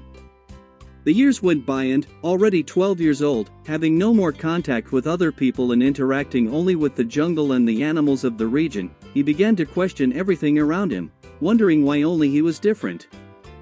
Then he started to question the fact that, if all that really existed, it was because someone had certainly made it. There, in the midst of the jungle, animals, plants, the river, the rain, and even himself, he wondered how all of them, and everything, could have appeared out of nothing. How? Everything could only be the work of someone very great and powerful who, although he could not see him, must be present among everything and everyone. Therefore, somewhere that someone had to exist, and the young boy would try to find him. Then, feeling hungry, he went to a banana tree nearby, picked a ripe banana and, as he brought it to his mouth, he thought, is it possible that this being who made us is part of this banana that I am about to eat? He then ate the banana with pleasure, delighted in its flavor, and felt strengthened and satisfied by the food. Continuing to walk, stepping on the grass, he thought again, is it possible that the being who created us is also present in, and is part of, this soft grass? Is this true green carpet that softens my steps part of the being? The young boy stopped, took a deep breath, and once again a thought came to his mind, now more far-reaching. Could it be that the air I breathe at this moment, which does me so much good, is part of the being who placed me here? Thinking this way, as he began to imagine, it would indeed be so. Everything that he was and that he could see around him, including the animals, the plants, the river waters, and even himself, would be nothing other than part of the great universal body. Thus, everything is integrated, each one in its place, a small part that belongs to a greater divine whole. Consequently, everything around him would have to be treated with great care. Otherwise, if any animal, the waters, or the trees were mistreated, the universal body would begin to fall ill, and he, being part of that body, would in time also feel the pain of that wrongdoing. He made it clear that someone exists, a very great mystery, still not understood. Nothing that exists around us arose by chance, because everything was conceived by someone. We are so tiny, so small, cells of a grand being, but within him we are contained, and he is contained within us. Finally, we in everything that lives, can we even imagine, the form of the universal divine figure? The sermon said that even far from civilization, far from any contact with other human beings, that child, in the midst of the jungle and in contact with nature, had arrived at all these reflections, questioning who had made everything around him. Beginning another page of this book. Beloved brother, thank you. My childhood days are long gone, but the idols who were present back then still remain in my memory. Over the years, however, new idols began to appear. Some came close to me, others passed by and quickly went away, while a few stayed longer in my memory, but today only their images remain with me. Yet the great idols of childhood never faded away, they never abandoned me, for they were, and still are, besides being objects of my admiration, models of good example. From my great idols I learned the best lessons, through which even unconsciously, as I now realize, I traced fruitful paths by means of the examples I inherited. I follow their teachings and pass them on to my children. When I turn my thoughts back to some time ago, to when I set out in search of the beginning of my tortuous path, why not put it that way, and to those who brought me to where I am today, I cannot deny the influence I received. I can say with certainty that my greatest idol is none other than one of my brothers, who is 9 years older than I am. From very early on, he became my idol. Interested in work, always standing out among friends and siblings. We never saw him retreat in the face of any difficulty he went through, and when our father was absent from home, he took on that role, assisting our mother, our sister, and all the other siblings. When he was 19 years old, a time of which I remember him most clearly, I had him in my life as my greatest idol. Whenever possible, although I believe he never noticed it, I always tried to stay close to him, to hug him, to say his name. In short, what I really wanted was to be noticed by him, to draw his attention. Through my childish language, with my gestures and little taps on his legs, that was my way of showing how much I cared for him and how good it was to be near him. Although I was little noticed, any small word of affection he spoke to me, or even just a glance, was reason for great joy. That filled the space inside my chest, yearning for his attention. I admired him greatly and, in silence, I thought, when I grow up, I want to be like this brother. Of course, he had no idea of this great admiration, but I, a 10-year-old boy, saw in him, and also in my other older brothers, my great idols. That is how I grew up, without speaking about my feelings, but always admiring them. At this moment, I dedicate to them some of the successes achieved in life, which I believe I attained thanks to them, to the good examples received and put into practice. Proof of this lies in the positive result, for together, as a family, we all managed to arrive very well where we are today. In any case, time passed, slowly and little by little, and we grew apart from one another. It is as if someone had cast a spell, as people used to say when something unexpected happened. In this case, my older brothers left home to work and went on to build their lives elsewhere.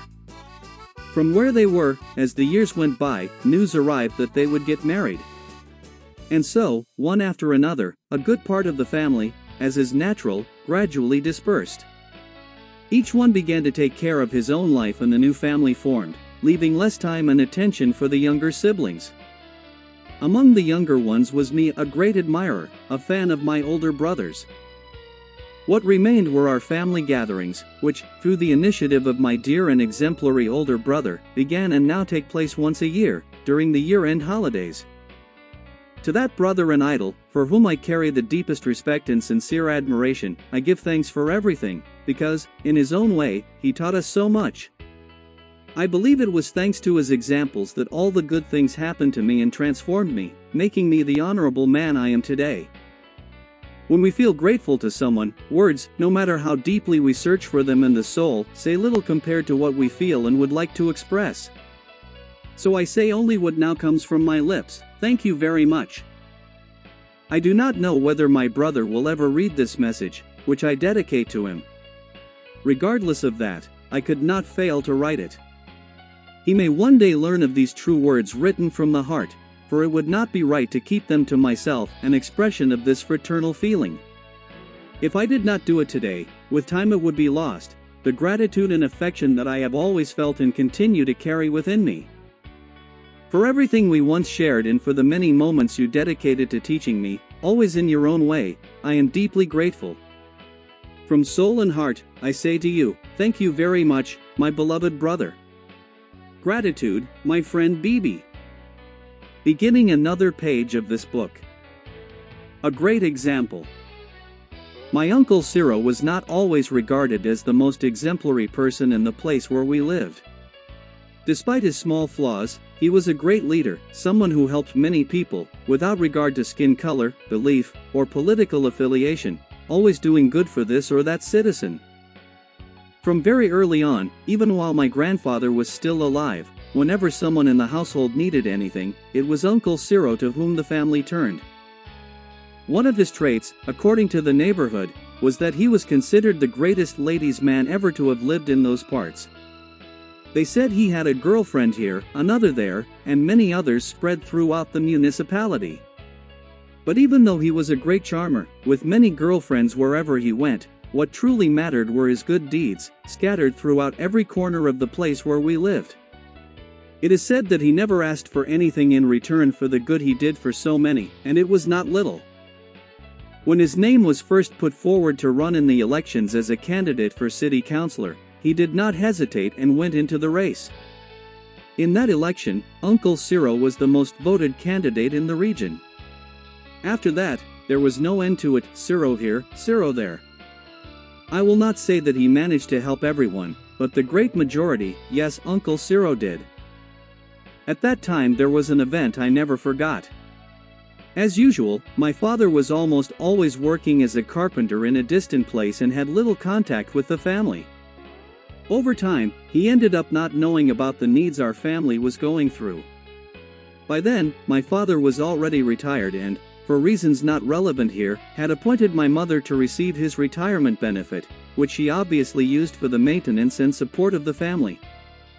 It happened that, in that year, the government decided to reassess whether retirees were truly unable to work or whether, among so many possible cases, there were some who could return to work.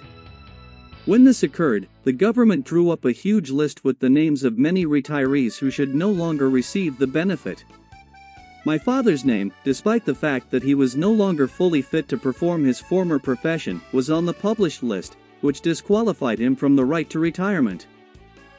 We lived in a rented house, and my father's retirement was all we had to ensure our livelihood. My mother then threw herself into work on the old Crosley sewing machine. She made clothing for the entire neighborhood, but even though she took care of the house during the day and sewed until dawn, making a great effort to keep up, she could not cover the family's expenses, and the rent fell behind. As a result, we had to vacate the house immediately.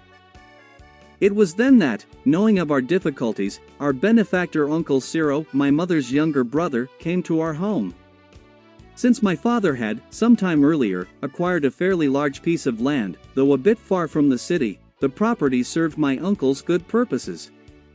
He proposed to my mother that he could build a small wooden house for our family to live in, and that we would not need to pay him right away. The debt would only need to be paid when she began receiving my father's retirement again. At that point, however, we did not know whether the benefit would be reinstated. My mother, as was to be expected, accepted Uncle Ciro's generous help, and in a little less than 6 months we were already living there. We finally had our own house. But other problems arose. The lack of furniture was the first, especially the lack of a stove. So, since it was something we greatly needed, Uncle Ciro found a way and got us a stove to use in the new house. I remember that my mother, soon after this pleasant event, contacted other retirees who had also lost their right to retirement and joined forces with them. They then filed a writ of mandamus against the government's action, requesting the annulment of the suspension of so many retirements. A good amount of time passed, about 2 years, or perhaps a little more, but one fine day the good news came that all the retirees who had been without their benefits would begin receiving them again, including the amounts corresponding to the months of suspension. So when my mother went to the office to receive the payments, as usual I went with her, or rather, since I was still very small, I was taken by her. We returned home, and my mother, taking me by the hand, led me to her small bedroom. When she opened her purse, she poured onto the bed an enormous amount of banknotes, an amount I had never seen before. With the money in hand, my mother began to do the calculations and check whom she owed. I clearly remember Uncle Ciro's name as one of the first to be paid. Time passed, and the 12-year-old boy grew up, becoming an adult with a gentle, childlike affection for Uncle Ciro.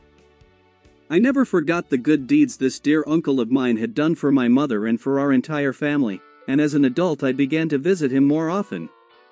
On one occasion, I thanked him for his generosity toward us. Then, not as payment but as a sincere demonstration of gratitude, I offered him a gift one day when we were together, a sum of money equivalent to 2 minimum wages. Together we took trips, went to dinners, and attended various church festivals. I believe that in the last years, before his great journey, Uncle Ciro did not miss a single festival, in addition to those he always liked to host on his birthday. Whenever he had the opportunity, he would say to everyone or to whoever was nearby that he considered me his son. Uncle Ciro, when I least expected it, departed and went on a long journey. There were no goodbyes. He left behind a longing that, with time, only grows within me. Before his departure, however, he left examples of how to be useful, how to be good to everyone, and, above all, how one should live intensely and always be at peace with life. One day recently I was very happy when, through contact via the internet, one of his children recalled that he always referred to me as if I were one of his sons.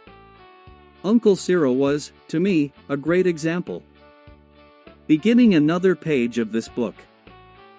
The magic of our days. The day dawned sunny once again. It was the morning of February 1st, 2014. It was expected that the heat would increase during the morning and that, by mid-afternoon, the thermometers would certainly be registering a temperature around 30 degrees Celsius, perhaps 33 degrees Celsius, as had happened during the month of January and since the beginning of that summer season in the coastal city of Torres, in Rio Grande do Sul. Slowly I stretched, and still a little drowsy I went to the bathroom. With the temperature high, I missed the coolness of a cold water shower, which brought me great comfort.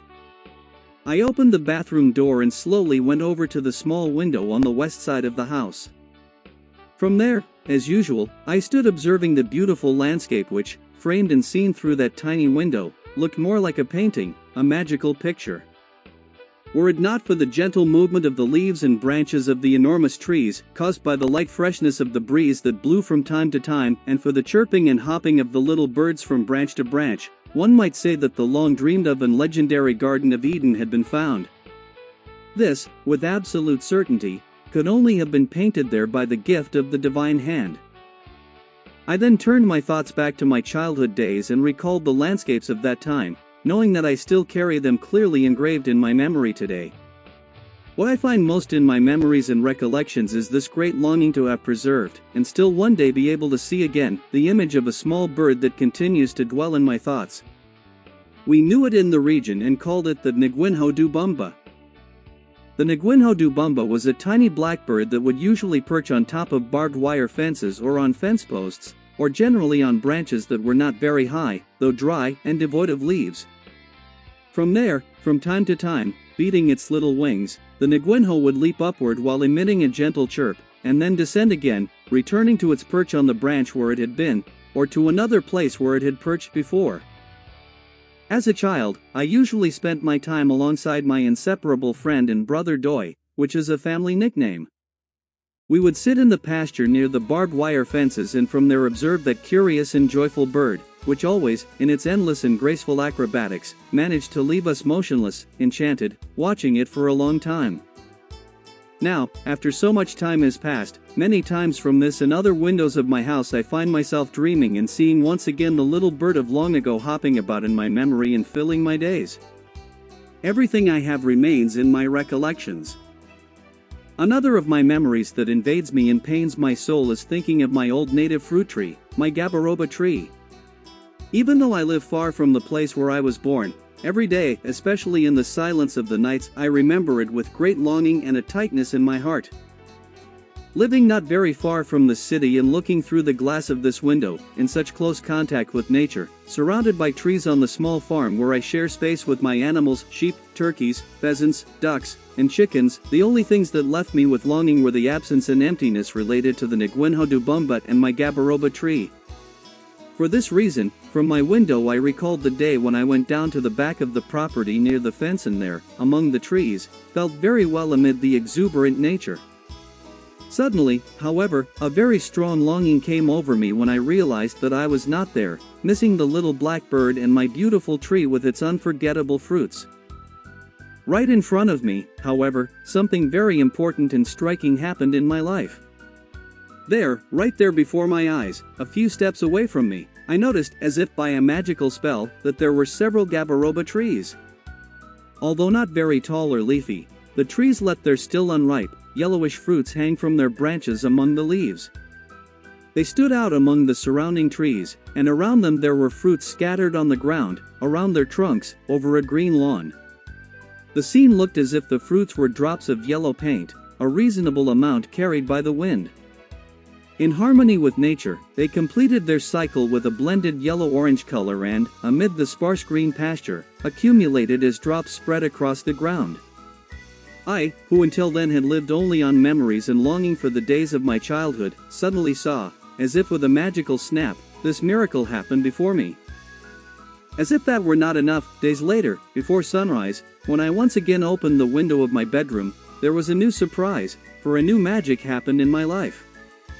In front of me, stamped before my eyes and perched atop the fence post of the wire fence that marked the boundary with the neighboring property, less than 15 meters away, there it was, a small blackbird, at last, a Nguinho du Bumba.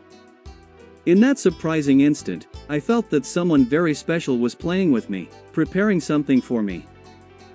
I have always believed in the power of my thoughts and in what I have set out and continue to set out to accomplish in this life. I have always considered this fundamental to achieving one's goals. But what was happening to me, unfolding before my eyes, was something unbelievable. Therefore, I began to think, who am I, that by wishing, knowing that very intensely, what I most wanted to relive, I had, all of a sudden, as if by magic, managed to bring from the past into the present what my being so deeply desired? Today, after some years, the gabaroba tree there in the back, not very far from my house, is still there. The Nguinho du Bumba, almost every morning, when I open the bedroom window, is there hopping and chirping, gifting me every day with its presence. I believe that everything in life works like a true source of magic. One only needs to desire what one wants with all the strength of one's thoughts. One must feel it with the force of the soul and never forget what one so deeply longs for, because one day, without even expecting it, there it will be at your disposal, within reach of your hands, the very thing you dreamed of so much. In the fairy tales told in childhood, magical spells were cast with wands which, when used by fairies, made wishes come true at the same instant they were asked for. As a matter of fact, I discovered that the secret of the entire universe is within each of us, and that it is enough to desire, to want with the strength of our soul, for everything we wish for, at the right moment, to be fulfilled. In our lives, the time it takes for our requests to be granted usually takes a little longer when compared to fairy tales, but through merit, the results of our desires will certainly come. This depends on the intensity and passion with which we plan and aspire to our wishes. To better understand the force we must employ in order to achieve and fulfill our desires, we can compare it to the force of a strong and blind passion for a person, whether a girlfriend or boyfriend, wife or husband, the love of parents for their children, or the love of children for their parents and siblings. The journey toward conquering the loved one is tireless, for the traveler never gives up and is only satisfied on the day he or she has achieved that conquest, to have the beloved at their side, to love them. These are examples of persistence and of how we achieve our goals. They are strong, structured feelings, capable of overcoming any obstacles that may arise in our lives. Such feelings are linked to the brain and are powerful, capable, as the saying goes, of moving mountains. In this way, whatever we most desire, as if by a magical spell, will come to pass. Beginning another page of this book. My favorite story. I was still very small, but I remember, in every detail, the day when a little mouse appeared in our house. He caused everyone a great deal of trouble, but especially Dad, the author of this book, Zanellato, and for some time he took away our peace of mind. I remember that one morning Dad got up after a poorly slept night and said that something wrong was going on in the kitchen. On the loaves of bread, on the bananas, and on other fruits that were kept on the table in the open air, bite marks, scratches, and gnawing began to appear, giving the impression that there was a mouse in our house gnawing on everything. The first step Dad took, finding no other solution at the time, was to borrow a mousetrap from Grandpa Teofilo in order to capture the little mouse. Until then, we had not yet had the chance to come face to face with the little culprit. Dad told us that one day, late at night, when he decided to stay up a bit longer watching TV, he noticed the mouse coming down from the upper part of the house. Without noticing Dad lying on the couch, the mouse calmly came down the wall and went to hide behind the bookcase where the books and vinyl records were kept. And it was in this sneaky way that the little rodent, from that day on, began his successful career here at home.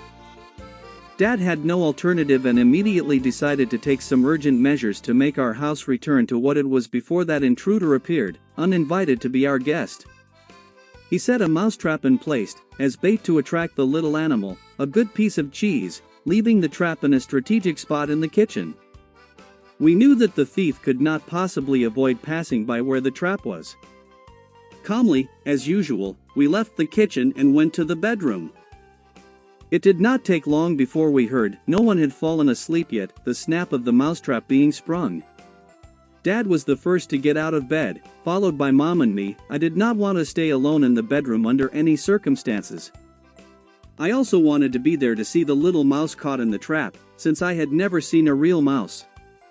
We all rushed, one behind the other, almost tripping over ourselves, to the back area where Dad had set the trap. When we arrived, what a disappointment! Nothing. We found only the sprung trap and no sign of the mouse, nor of the piece of cheese that had served as bait.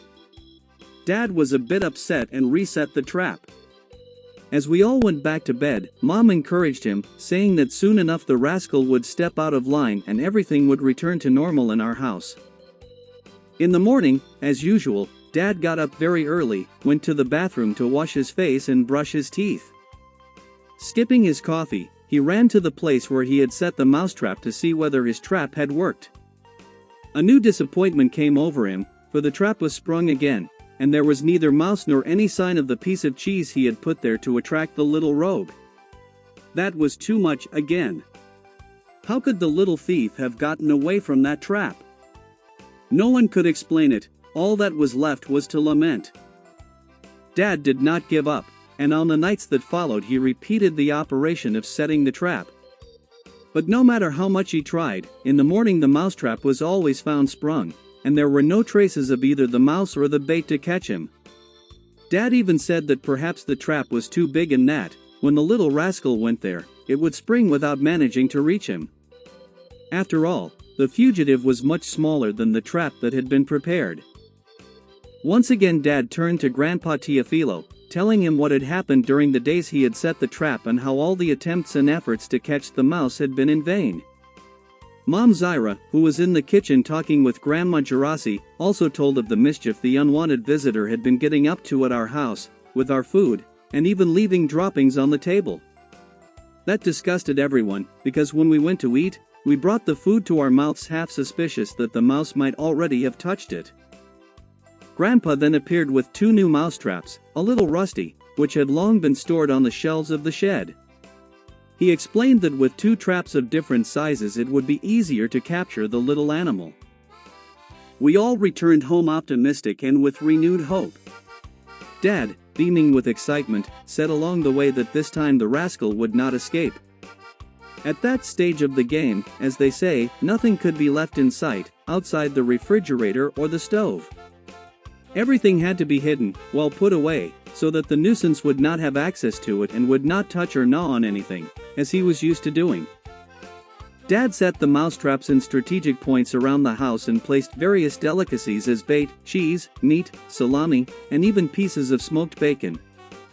As for the bait, there was no doubt that it was the most appetizing and finest possible for that type of trap, which, according to what people said and what we believed, always worked.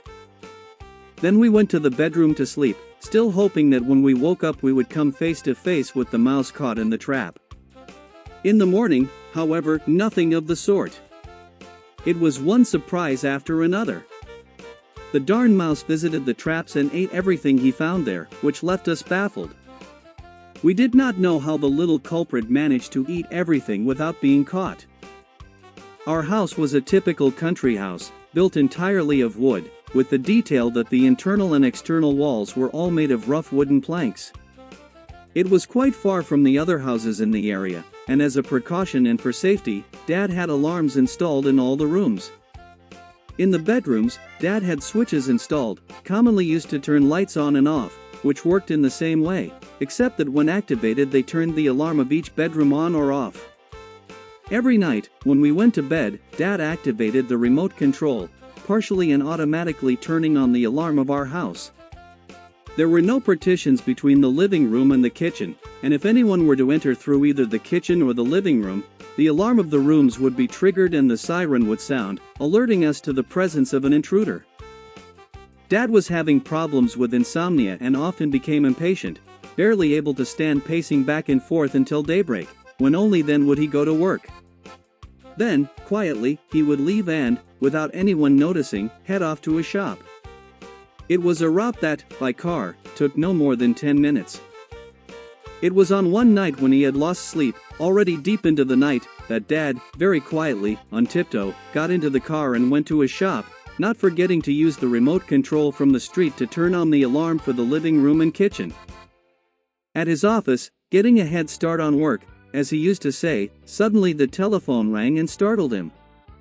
Intrigued and unsure what to do, he hesitated to answer it at that hour. Since it was not a normal time to call someone, especially at a business number, Dad had no idea who might want to reach him in the middle of the night. All these thoughts flashed through his mind in a fraction of a second. Then, instinctively, he reached for the phone and held it to his ear.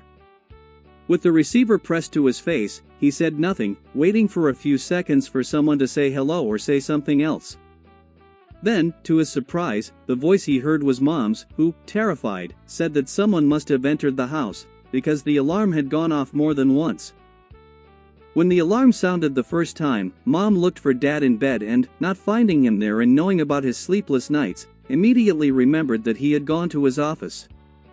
But when the alarm went off again, Mom took the remote control and turned the alarm off and then on again, since, if there were any defect in the sensor, after turning it off and on again it was expected not to trigger again.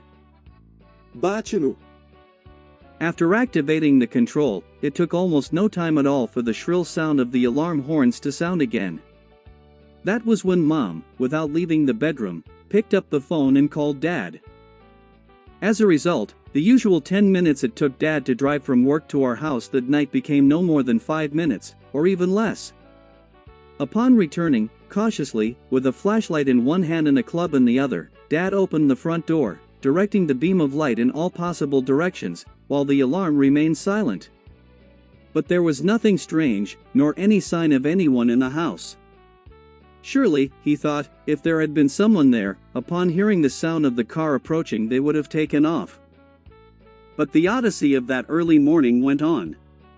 Suddenly, even though he was far from where the sensor was, the alarm went off again, even more stridently. Dad, once again with flashlight in hand, directed the light in all directions in search of intruders.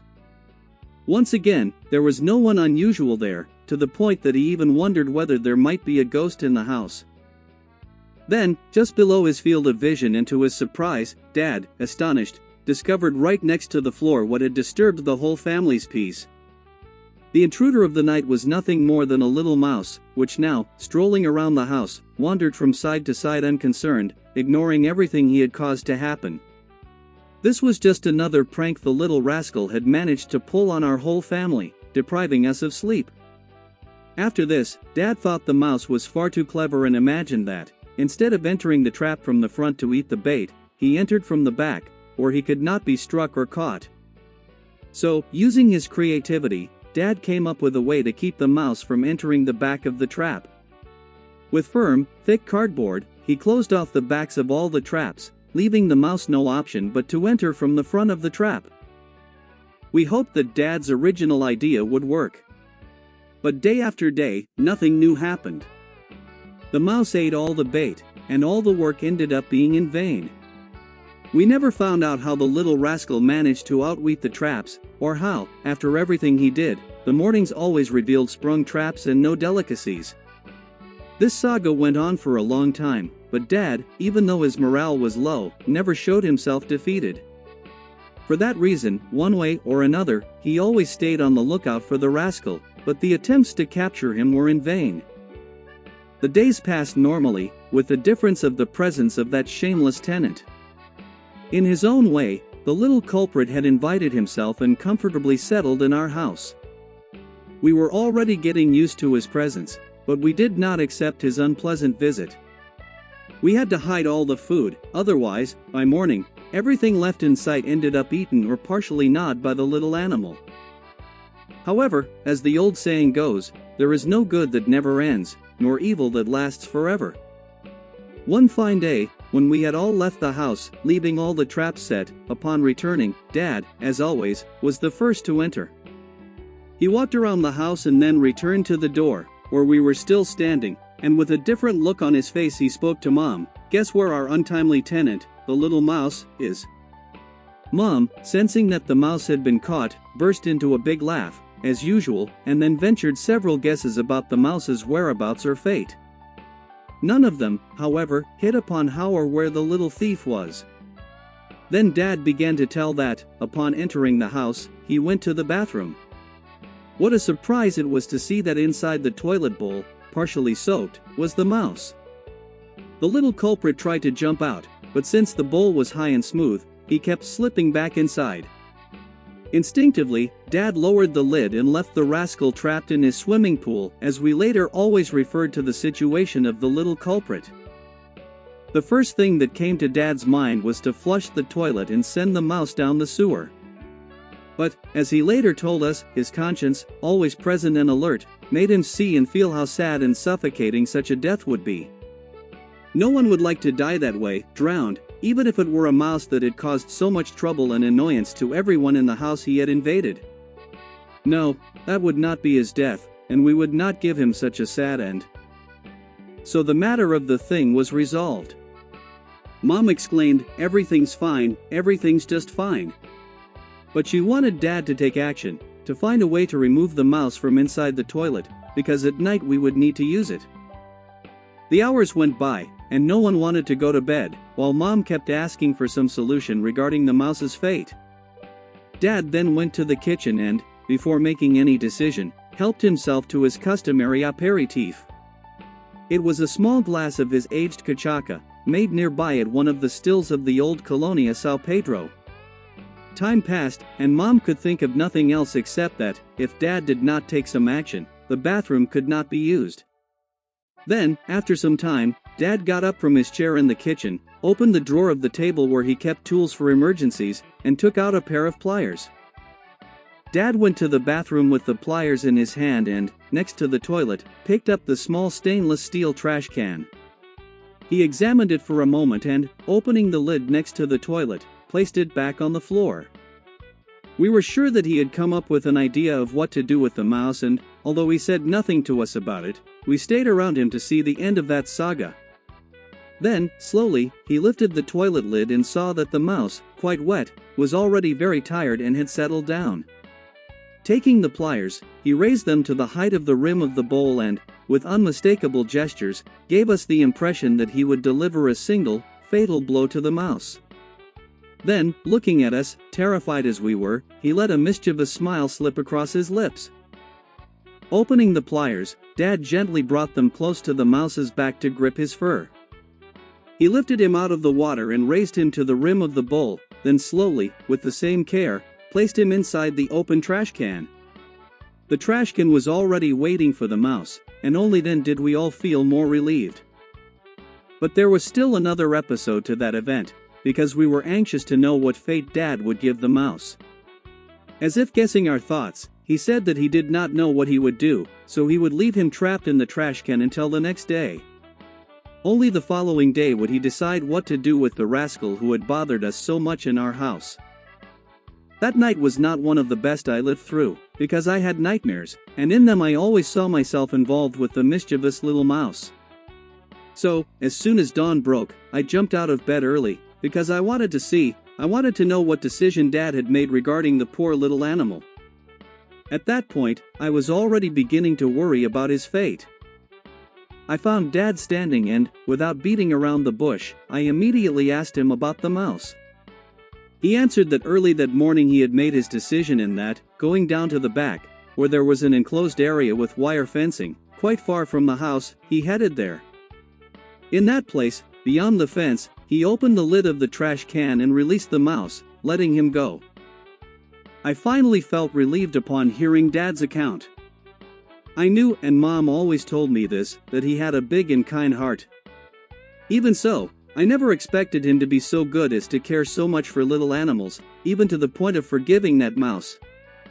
Even though he had bothered us for a long time, Dad did not take that into consideration and ended up releasing him in the end. Time went by and passed for many years, but I never forgot those childhood events, which are good memories of the past. I never forgot the story of the mouse in our house, in our lives. Whenever I had the chance to be with Dad, I asked him to tell me again the story of the mouse that had given us so much trouble, bothered us for entire nights, and that, after being caught, Dad had released into the woods behind our house. He told it to me and told it again, always the same story, never growing tired of it. The part one liked and that enchanted me most was the ending, because I wanted to know what happened to the mouse when he was released. According to Dad's account, the mouse thanked him and went away happy. At my request, with his way of adding a touch of magic to the story, Dad told me that he had taken the mouse to the end of the fenced area, where the woods began. When he felt that the mouse could no longer return to our house, he released the intruder. And so, to finish, Dad said that, when he saw that the mouse had no way back to our house, he opened the lid of the trash can. Grateful, the mouse ran off toward the woods, but for a moment abruptly stopped and turned back toward where Dad was. He stood on tiptoe, stretching up on his hind legs to see him better, and from where he was, raised his right front paw, giving Dad a thumbs up sign. Whenever he told me the ending of this story, Dad looked me in the eyes and noticed signs of admiration and enchantment in me. I believe he could not resist that, seeing my incredulous and admiring expression. And so he always finished the story looking at me, unable to hold himself back. Seeing my reaction, he would burst into laughter and then deny the mouse's thumbs up. He said that the ending of the tale was invented, it was just a joke to make us all laugh. Beginning another page of this book. A love I did not know. I was not yet 12 years old and was attending the Municipal Mixed School of Rio do Passo Bixo, today called Angelina Mata, where I was in the third year of primary school, basic education. The school was not very far from the Tubarão River, which at that time of year, due to torrential rains, usually overflowed, causing its waters to spill out at various points along its course, crossing the lower banks of its margins. It was in that year that the river overflowed more than usual, releasing its enormous volume of water. One day, during recess, my cousin João, my classmate Ailton, who was the son of our teacher, Aunt Alda, as we called her, and I headed toward the river, acting like grown-ups. We told our classmates that we were going to try it out and take a good swim in the murky, turbulent waters of the river. The banks of the Tubarão River had overflowed, and the current was carrying away everything it encountered. It was practically impossible to venture there or attempt to swim in its waters. The three of us left, and under no circumstances did we intend to go in or take a bath in the river. However, among our classmates the news spread, and before long, as we later learned, the students, our teacher, and the entire neighborhood, alarmed by the news, went out looking for us, believing that we had ventured into the river. Everyone's concern increased even more when the bell that announced the end of recess rang and we had not returned to the schoolyard. That was when, suddenly, from a higher point than where we were, we spotted a small crowd, all looking in our direction and pointing their fingers at us. Quickly, everyone headed to the place where we were, and from afar we recognized our classmates, the teacher, and some neighbors. We had no doubt that the matter concerned us and that, apparently, things were bad for our side. And so, seeing everyone running toward us, we had no doubt we ran too. At full speed, as fast as our legs could carry us, we ran back to the school. Arriving there before everyone else, instead of entering the classroom already afraid of what might happen, we went to hide behind the school, under an old, tall cassava patch, from where we could observe the movement of the crowd looking for us. Our teacher, Aunt Alda, after feeling relieved to know that nothing bad had happened to us, sent one of the students to our hiding place, when she saw the rain falling more heavily again, to ask us to return to the classroom. She assured us that she would not punish us and that nothing bad would happen to us. Even so, our fear was great, much greater than that promise of forgiveness. In any case, for me the worst was still to come, because I still had to go home. There, I would have to face my mother and my father's wrath, for in those days he was far too strict. He was greatly feared by all my older siblings, and at the slightest misstep by any of us, every prank or act of disobedience toward him or mom resulted in a sound beating, the kind that left welts spread all over the body. Hence my fear of having to return home, imagining as certain the punishment that would be waiting for me. When the school bell rang again, announcing the end of classes, our classmates left one by one and headed home. We, in the midst of the cassava patch, were huddled in fear, and so, when everyone had already gone, we began, unwillingly and very slowly, to leave that place. My wish, since it could not be fulfilled, was not to return home, at least not for a good while, until the whole episode had been forgotten. From the school to my house there was not less than a kilometer, and I usually took no more than half an hour to get there. But that day, when it felt like I took one step forward and two steps back, more than an hour had already passed since I left the school and I still had not arrived. When I reached the bend a little farther up the hill, in front of Mr. Main Helena's house, I finally caught sight of our home, which stood on higher ground, at the foot of Cupid Hill.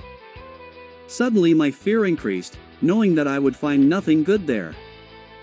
What we had done, in our view, was nothing serious, since we had only made up the story that we were going to swim in the river. It was nothing more than a prank, but from the point of view of those at the school and in the surroundings, we had acted like a bunch of madmen. After all, who goes to a swollen, raging river during a flood to take a dangerous swim? Cautiously and in silence, I approached our home, first taking care to go around it and enter from the back, where I hoped Dad would not be.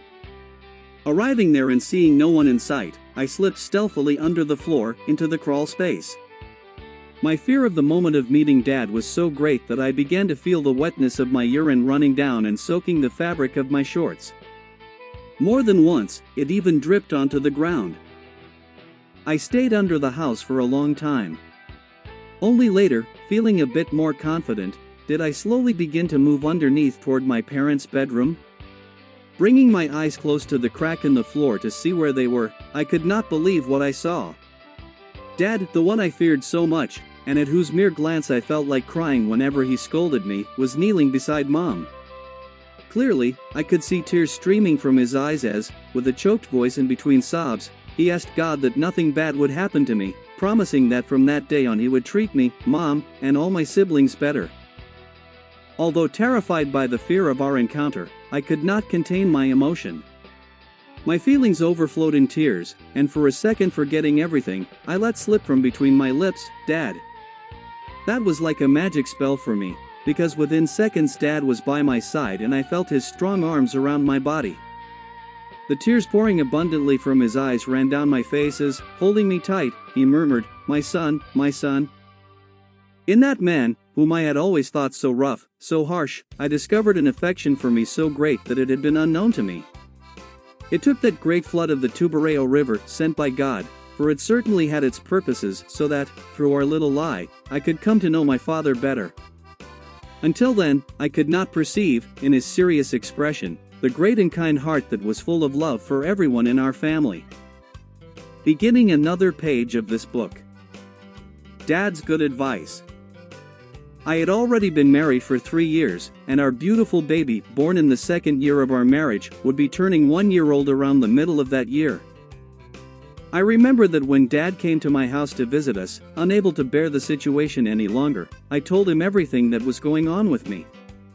I worked only in the afternoon shift at a commercial establishment not far from where we lived. I told Dad that I intended, still that year, to stop working outside the home in order to devote myself solely to household duties and to the upbringing of my son. I explained that it was no longer possible to remain divided between work outside the home, housework, and caring for the baby, in short, neglecting my family. Mom, who took care of my baby while I worked in the afternoons, was also tired and had very little time for herself. In the morning she had her own job, and in the afternoon, when she was free, she looked after her grandson. At the time, because we considered him too young, we had not placed him in a daycare center. At the same time, my husband worked all day long, only leaving work at 7 p.m., when he would then return home. I told Dad that I had made a decision, 3 months before my grandson's first birthday, I would stop working, because we had also agreed and decided to throw a first birthday party, and I would be very involved in that undertaking. After all, I would have to draw up a list of more than 100 invited guests, making sure not to leave anyone out. Dad listened to everything and tried, on the spot, to find a solution, but since nothing came to mind at that moment, he went home. About a week later he returned and invited my husband and me to a meeting with him. I was curious and expectant, since I did not know the reason for the meeting. I had no idea what Dad wanted to talk about that was so important that he decided to call us together specifically for that purpose. On the following Wednesday, the day set for the meeting, just as we had agreed with Dad, we gathered. After some time talking about one thing and another that had nothing to do with the reason for our meeting, Dad asked whether we would give him permission to begin the subject of the meeting. He said that he would like to talk to us about some basic matters which, if followed to the letter, would greatly help us along the path of life as a couple that my husband and I had begun. He first told us that when two people decide to unite in marriage and live under the same roof, they must be aware that from that point on no one makes decisions alone. Just as a wife must dedicate herself to her husband's happiness, to harmony in the home, and to fulfilling and keeping up with her responsibilities, the husband has the same duties and the same obligations. Dad explained to us and made us see that a mother becomes much more tired and worn out, almost always working far more than a father.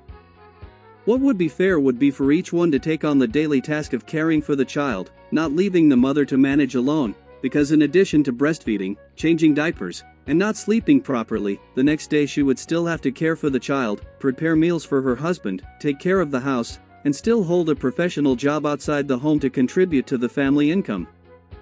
Acting as a mediator, my father made us see that the best solution would be to take the baby to my workplace, since we were starting a business activity and there was not yet a large flow of customers. Perhaps it would be possible to reconcile both things. Likewise, he continued, my husband, after finishing his workday, could come to where I was and take our child home. In the meantime, at home, he could prepare our dinner, giving me more time to rest. Mom could also, if necessary on some days of the month, stay with our baby for a while. Above all, Dad told us, we had to feel united, especially in difficult times, keeping in mind that participation and the sharing of all tasks that increased every day, were essential. Dad made us see that we were beginning our own family life and that if one of us stopped working, our goals and projects would be compromised. There was, for example, the matter of our own home, which could take twice as long to be built. And it would also take just as long to carry out any other project we might dream of. In the economic sphere, he advised us never to spend more than we could afford, because family economy, as he put it, is the guarantee of a peaceful future for everyone. Money would not actually bring happiness, but it would certainly help the family to be much happier. He said, if you earn 100 raise from your work, if possible, when it comes time to spend it, spend only a small part and save the rest, put it away, because days of crisis will certainly come. Whoever knows how to save will never be caught by surprise and will easily get through economic crises.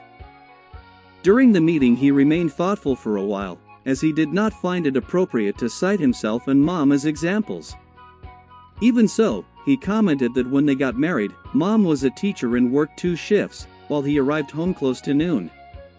When Mom came home from school, she would already find lunch ready, and then it was up to her to wash the dishes before returning to afternoon classes.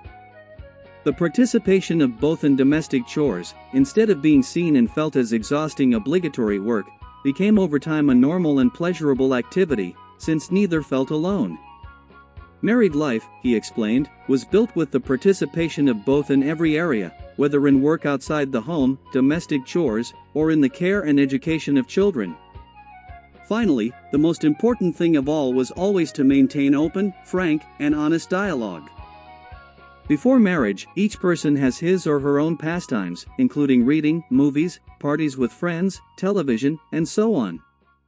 After marriage, if not entirely, much of the time devoted to such pastimes gives way to other habits, since, while respecting each other's individuality, each spouse lives for the other, with one's joy being the other's joy, and one's happiness being to see and feel the other joyful and happy.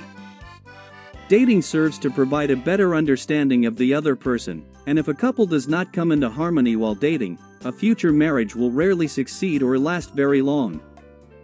In a clear and objective manner, and without wanting to impose any decision on either of us, Dad showed us transparently, using himself and my mother as examples, his knowledge and his life experience, while lived with wisdom. I confess that when Dad scheduled the meeting with us, I thought that this sort of thing had nothing to do with us, that he was out of touch, that we already knew everything, how to conduct our lives, how to raise a child, and how to overcome the obstacles that were beginning to arise in our relationship. Today, looking back and seeing the paths we have traveled together, I am certain that it was thanks to Dad's advice that, during our journey, through the good coexistence of a united family prepared to build the future, we hardly even noticed how great the obstacles were that we overcame along the way. We were naturally guided, on that distant day, having listened to his valuable advice. We managed to overcome everything and everyone, without fear. Thank you. Your daughter. Love forever. Time has passed, but the wonderful memories of the good times I lived in my childhood with my family, always beside my beloved parents, have never left my mind. I was the first daughter to be born, and also the first granddaughter on my mother's side. Perhaps for that reason, from the very beginning I was the most pampered by my grandparents, and even more so at home by Dad and Mom. Mom always kept me very well dressed. With my blonde, tightly curled hair, I paraded charmingly before our family. Dad never let me lack anything, and his happiness consisted in seeing me cheerful and happy. Whenever he could, within his means, he bought me the most attractive toys. Wherever Dad went, I was always right there with him. Even on the motorcycle he bought to go to work, he adapted 2 sturdy footrests on the front so I could rest my little feet and feel comfortable. He wanted to take me everywhere he went, especially on his visits to Grandma's house. I remember how Dad was always so affectionate with me, always defending me when some difficulty afflicted me, and always advising me. He invested part of his time helping me see how I should conduct myself in order to escape, calmly, one situation or another. Time went by, and Dad always remained by my side. I remember that at my 15th birthday party, when everyone was already leaving, Dad allowed me to go out with my friends to attend a youth party. Today I understand very well that he loved me deeply and, in his own way, wanted to prevent me from having any mishaps or disappointments. Incidentally, I was already over 20 years old when, after a selection process for young people, I was called by a renowned airline company to work as a flight attendant. It was at that time that my enchanted world began to change and turn upside down. How to conduct our lives, how to raise a child, and how to overcome the obstacles that were beginning to arise in our relationship. Today, looking back and seeing the paths we have traveled together, I am certain that it was thanks to Dad's advice that, during our journey, through the good coexistence of a united family prepared to build the future, we hardly even noticed how great the obstacles were that we overcame along the way. As Mom later told me, Dad had made a decision. He wanted a separation and to leave home, and the reasons, no matter how much she wished to know them, Mom never did. I believe there were many, but to this day I have never reached a definitive conclusion. I only know that the wounds left by that separation took many years to heal in me, and I believe the marks still remain visible in Mom, who was not prepared. With no one else to turn to, unprepared as she was in feeling that I was the closest person, she began, without realizing it, to tell me her sorrows and her pains. I too, being very young, did not realize it at the time, and when I finally became aware, I had already been feeling resentful for a long time. On several occasions, I argued with Dad, showing him disrespect, blaming him for the separation, for the abandonment, and for the suffering that Mom showed she was feeling. Today I know that the matter, although Mom was suffering greatly, should have been discussed and resolved by them, and that everything should have remained between them, thus sparing the children, who ended up involved and, in some way, traumatized. After arguing with, offending, and fighting with Dad because of Mom's suffering, which I too was beginning to feel, Dad and I ended up estranged, going for more than 2 years without speaking to each other. Dad never sought me out again. I even thought that he hated me, because he never contacted me again. This only increased my suffering, which had begun on the day he decided to separate from Mom. Only much later did I meet with Dad again and resume talking to him. He apparently did not show that he was angry with me, and, as I was already calm and resigned to the situation, I heard him say that one day, when I had my own children, perhaps I would better understand certain things that I still did not accept at that time. Today, with my first child almost 1 year old, I am beginning to understand Dad and his decisions better. As for Mom, I know that he never said anything about her except good things, only praise ever came from his mouth. He said that love for children is forever, and that love between two people who come together can, over time, wear away. Thus, one of them, no longer wishing to remain a prisoner of a relationship with that person, makes a necessary decision, such as separation. Otherwise, out of sacrifice, one remains with the spouse until the end, giving up the possibility of happiness for the couple. Now, with my little son in my arms, just as I once was in my childhood, I have no more doubts about Dad's love for me. He is frequently close to me, always at the moments when I need him most.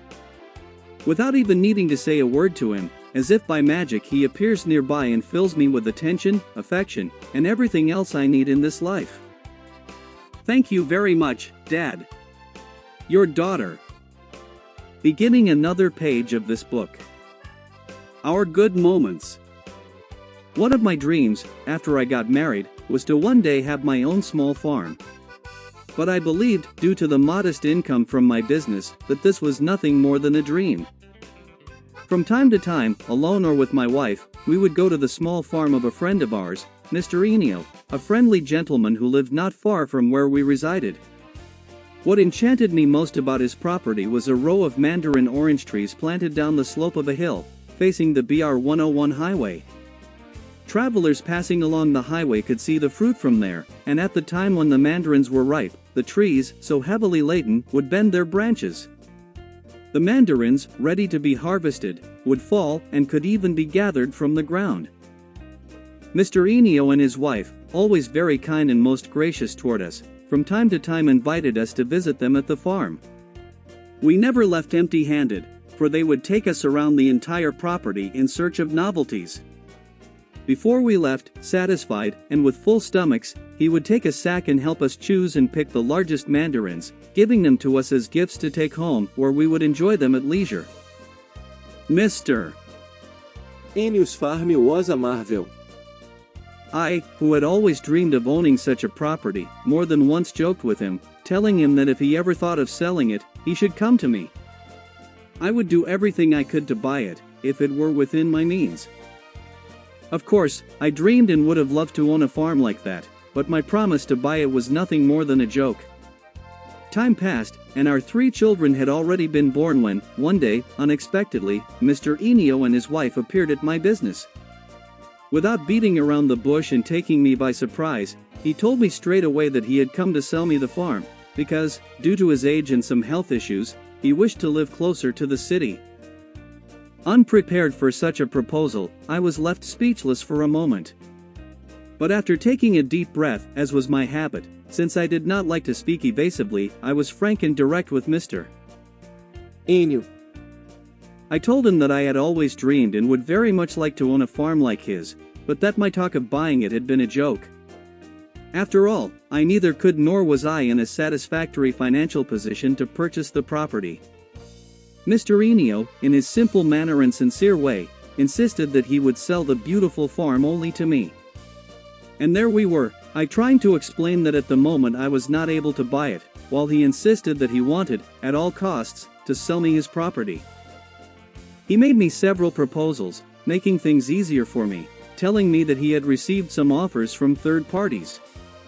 In any case, it was to me that he wished to sell the property, and I confess that, faced with his good proposals and arguments, I could no longer back out.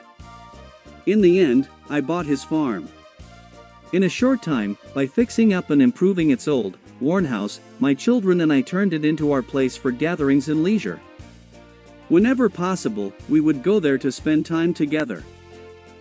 In front of the house there was a small pond where we placed a little canoe, in which we spent many carefree leisure days together, happily rowing. Encouraged by the pleasure and fondness the children had for animals, we began raising chickens, and before long we had enough eggs for our entire family, and even dozens more to give to friends.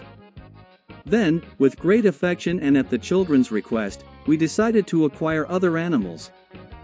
I bought a pair of sheep, 3 goats, some ducks, a huge bull, a few cows, and a cart with a good horse. Even though at that time I was separated from my former wife, I was never separated from my children. They would come to the farm to visit me and loved spending days upon days with me, enjoying that place. Even more, they adored the companionship of the animals, both the youngest daughter, who at the time was 6 years old, and her older brothers each had their own dog. As she very much wanted to have a pet, on the day she turned 6 I took her to the house of a woman who lived on a farm. She had some puppies for sale, and my little girl chose her gift, a dachshund puppy, whom she named Tabata. At that time, due to the separation and the concern with my work, which demanded much more of me because of the expenses with child support, which were quite high, my costs were considerable. Added to these, my radical change of life also left me quite tense, and despite wanting to give my children full attention, I often ended up unable to spend as much time with them as I wished, sometimes leaving them aside for one reason or another. And so the days went by. On some of them, taking on work commitments, I would end up leaving the children waiting for me. But one day, looking at my youngest daughter, who always demanded that all her wishes be met and who, being the youngest, had more freedom with me and always enjoyed more advantages among the siblings, when it was already time to return home, indignant at having to leave, she told me that she did not want to go back. Like her brothers, she wanted to sleep at the farm for one more night, enjoying all the good things she could. I looked at her and was about to begin that grown-up conversation, trying to explain why they could not stay that night. That was when I looked at the 2 older children and also saw in their eyes the desire to remain. I have always considered myself a good and sensitive person, but I have always honored my commitments and put them first. Yet at that moment, looking at those 3 innocent children, so in need of their father and eager to stay just one more day at the farm, I could not say no to them. Playing the tough guy, I looked them straight in the eye and said, "So you want to stay one more night here, don't you? You want me to set aside my commitments and stay here with you doing nothing, right?" They widened their eyes and remained silent for a few seconds, somewhat frightened by the tone of my voice. Then, smiling, I came closer and said to them, "Very well, if that's what you want, we'll stay and we'll enjoy this whole night having a great time. And whoever wakes up first will be responsible for waking the others." It was total uproar. They all came running to me and, hugging me as best they could, even made us all fall to the ground. Not satisfied, they piled on top of me and rolled around until they could no longer go on. Only after much laughter and when they were completely worn out did they let me go. The next morning, very early, amid great excitement, the 3 of them came to wake me and pushed me toward the kitchen. Breakfast was already ready, and under the care of my eldest daughter, everyone had taken part in preparing it. After that surprise, after that joyful and delicious breakfast, I stood up from the chair and went to the front door to appreciate the day that was beginning. Our house was a bit distant from the BR 101 asphalt, but when people passed by there, it was easy to recognize them. Thus, looking toward the road, I saw, standing by the entrance gate to the farm, the friendly figure of Mr. Enio. When he saw that I had noticed his presence, he removed his hat with his right hand and, in a bow, leaned forward to the height of his waist. Only then, after a few seconds, did he return to his normal position. Raising his arm, still holding the hat, he slowly waved in the direction of the door where I stood. I was taken by surprise, and the only thing I remember is returning the greeting, raising my arm and waving back at him. Everything happened very quickly, and when I realized it, Mr. Enio had already disappeared behind some trees that often line sections of the road. That appearance of Mr. Enio, on the very day when I felt I was beginning to change my attitude toward my children, made me pause in the days that followed to better analyze what had been happening in my life. First it was Mr. Enio who, in every possible way, insisted that I buy his farm, then came my separation, and afterward, the fact that the farm became a place of leisure and reunion with my children.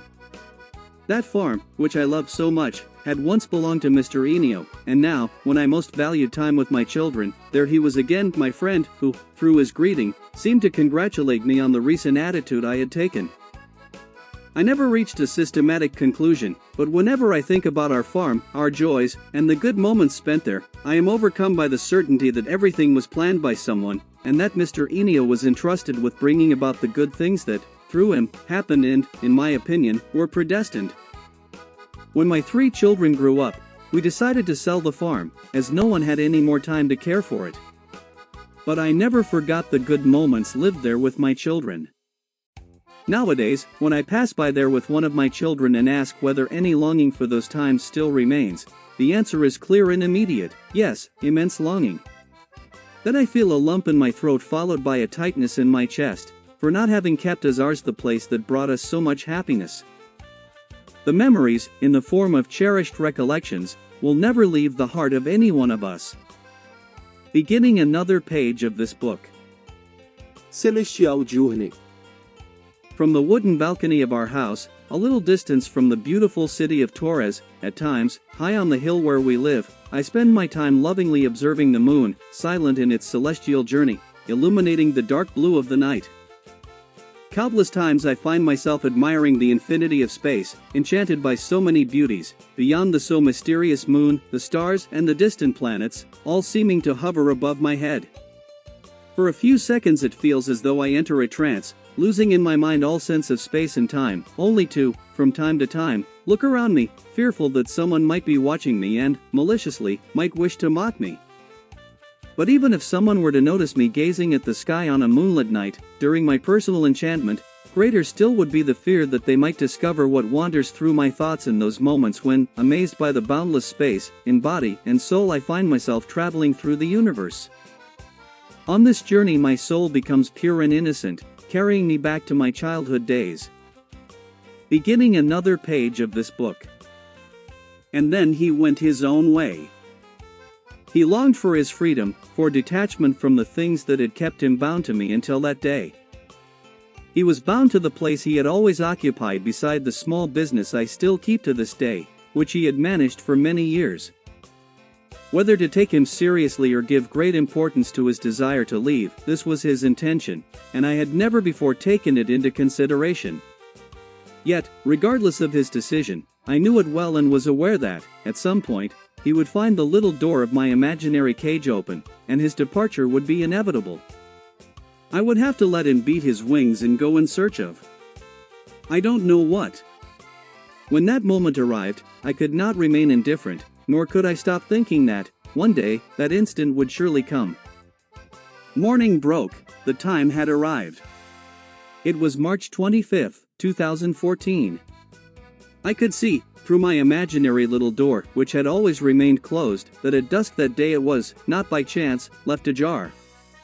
There, no longer present, was the one who for more than 17 years had been my partner, helper, counselor, my right arm, the shoulder that was there in the hardest hours.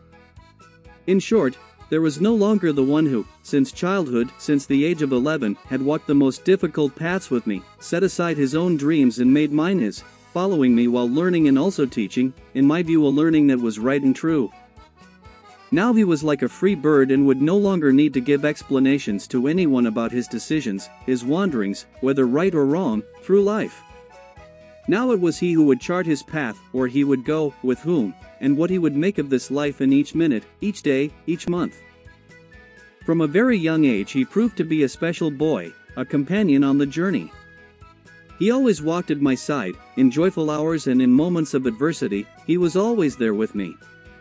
In our work environment, he was chiefly responsible for major improvements, sparing no effort to do better, in terms of benefits and excellence offered to all our customers.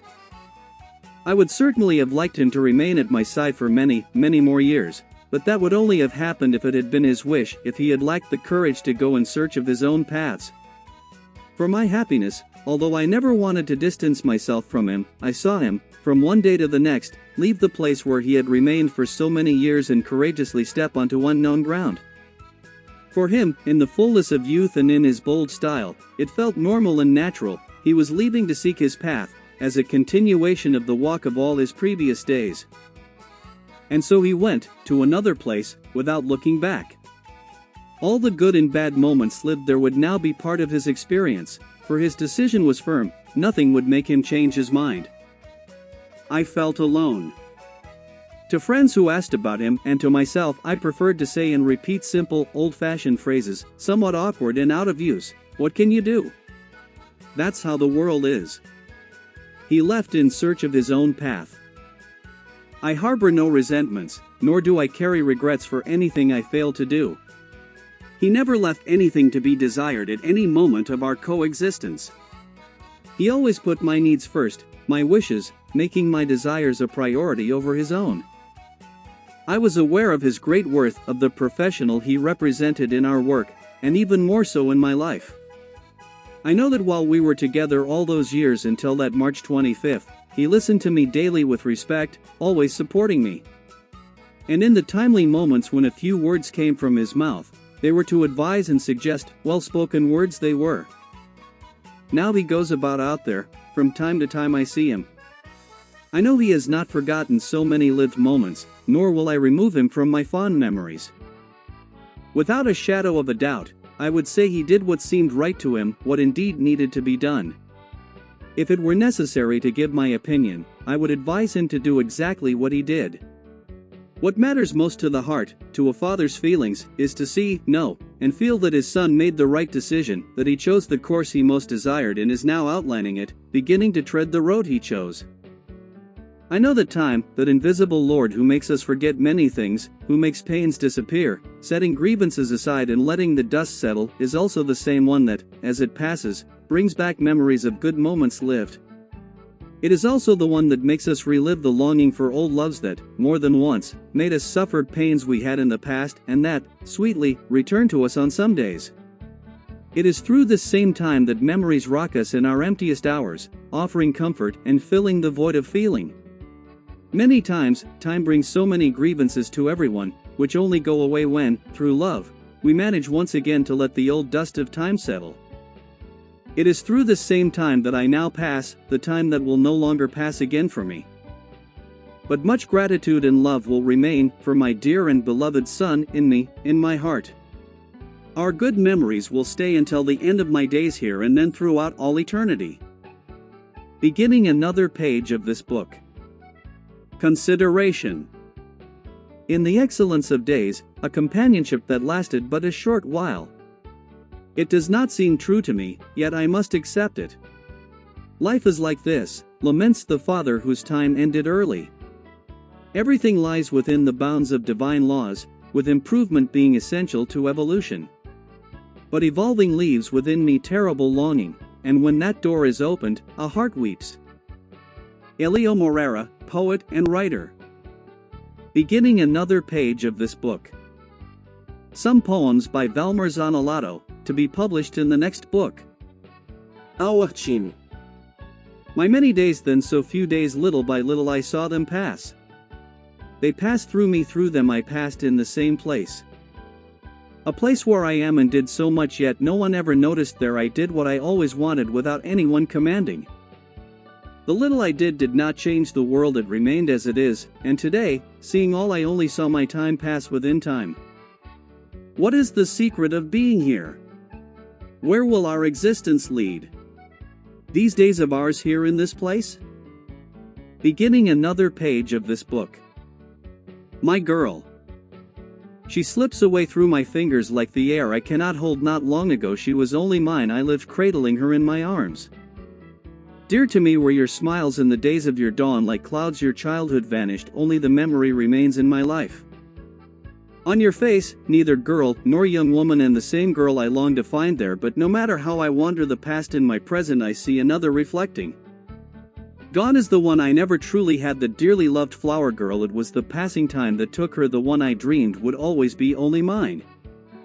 In my lap your smiles once swore to me that nothing between us would ever change. I deluded myself, forgot about me, and here I am with your image to remember every day. Time passes, life rocks me along, I watch the years quietly slip by. Today by my side I no longer have the girl, I have the young woman who took her place. Beginning another page of this book. Longing. From my 18 only longing remains for those days I know will never return, and the days now pass me by, leaving longing in their place. Longing invades my days and lives tormenting within them, leaving me only half a life to live, tormenting with the other half to kill me. Even the song I hear on the radio takes me from where I am back and forth, far away to the days of my 18A, coming and going from there to here. The joy of life transforms into longing for someone in moments, or for a place. Time passes, carrying away old days, all goes, only longing remains. Beginning another page of this book. When I saw you for the first time. When I saw you for the first time, I was enchanted. I admired your gaze from afar, quietly. Whether you truly looked at me, I cannot say, but from a distance, I could not stop watching you. I kept thinking how happy I would make you, how wonderful it would be to have you love me, and in my adolescent dream I felt that you were the one I had always been waiting for. Joy took over my days, and it was magic that I felt when I met you, and with courage, I promised myself that one day I would make you love me. With each dawn of a new day came the promise that I would see you and make you notice me. It was so easy for me to want you, I just didn't know what to do to make you fall in love with me. The desire to have you was so great, and with joy, I saw my dream come true. That day you were surrounded by friends, yet I approached and spoke to you. It was that longing that led me to you, it was what guided me to your gaze, first crawling, a warning to love, that my dreams would not be only dreams. Beginning another page of this book. Spila. Feeling within me the splendor of your smiles, I find myself constantly seeking you, never tiring. I spend hours and hours by your side, always waiting for a smile, a glance from you. Every morning, when I wake, I search for you, I rush to your crib to see how you are, whether asleep or awake. I am enchanted, lost in the moment, watching you. It fills my soul when I find you smiling, or when you come running to meet me. Sometimes you throw yourself into my arms with affection, sometimes you shy away, not wanting a kiss. You are so small, yet bring so much joy. By your side, I hardly notice the passage of time. Yes, I am happy when you are with me, and I never tire of saying it to myself. With your smile, I am the happiest man, a child in my hands, I carry you gently, I feel more embraced in your arms, when in mine, I cradle you. When far from you, distant and absent, among other children, I feel the light of your gaze, I lose my peace, thinking only of returning to you, eager to run and be with you again. It is my love that gives no respite, that spares me nothing and makes me think only of you, anxious, it takes me from where I am, only calming when I return to find you. Beginning another page of this book. Our last cattle drive.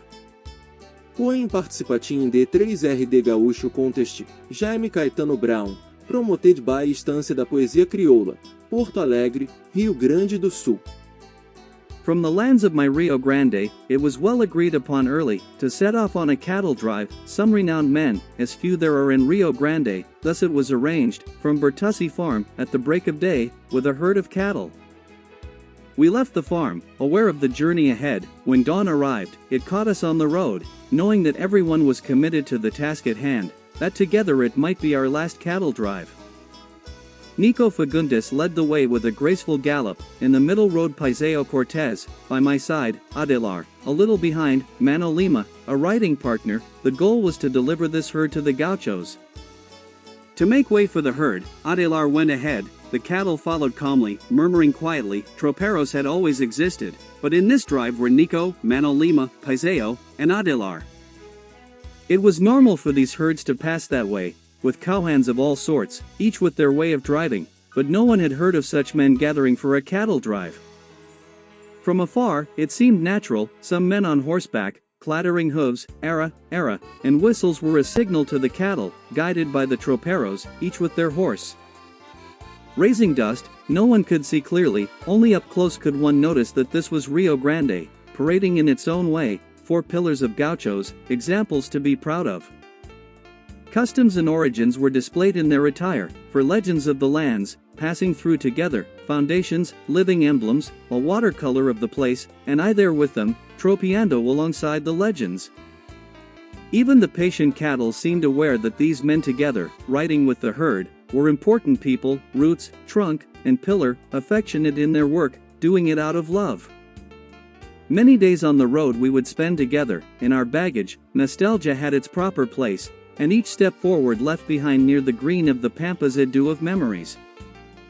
Hard-working gauchos, I never heard them complain, bent over their horses, with burdens on their shoulders, committed to the delivery, which they would honor at the appointed time, those who were on the cattle drive. Days, weeks, and months passed, yet the cattle drive, crawling along, was progress arriving, without anyone suspecting that from the horse's back, it made its path forward. Unaware of their own service, with the herd on the road, more paths to explore, in their chest, nostalgia, far from their homes, seeking in their work sustenance for well-being.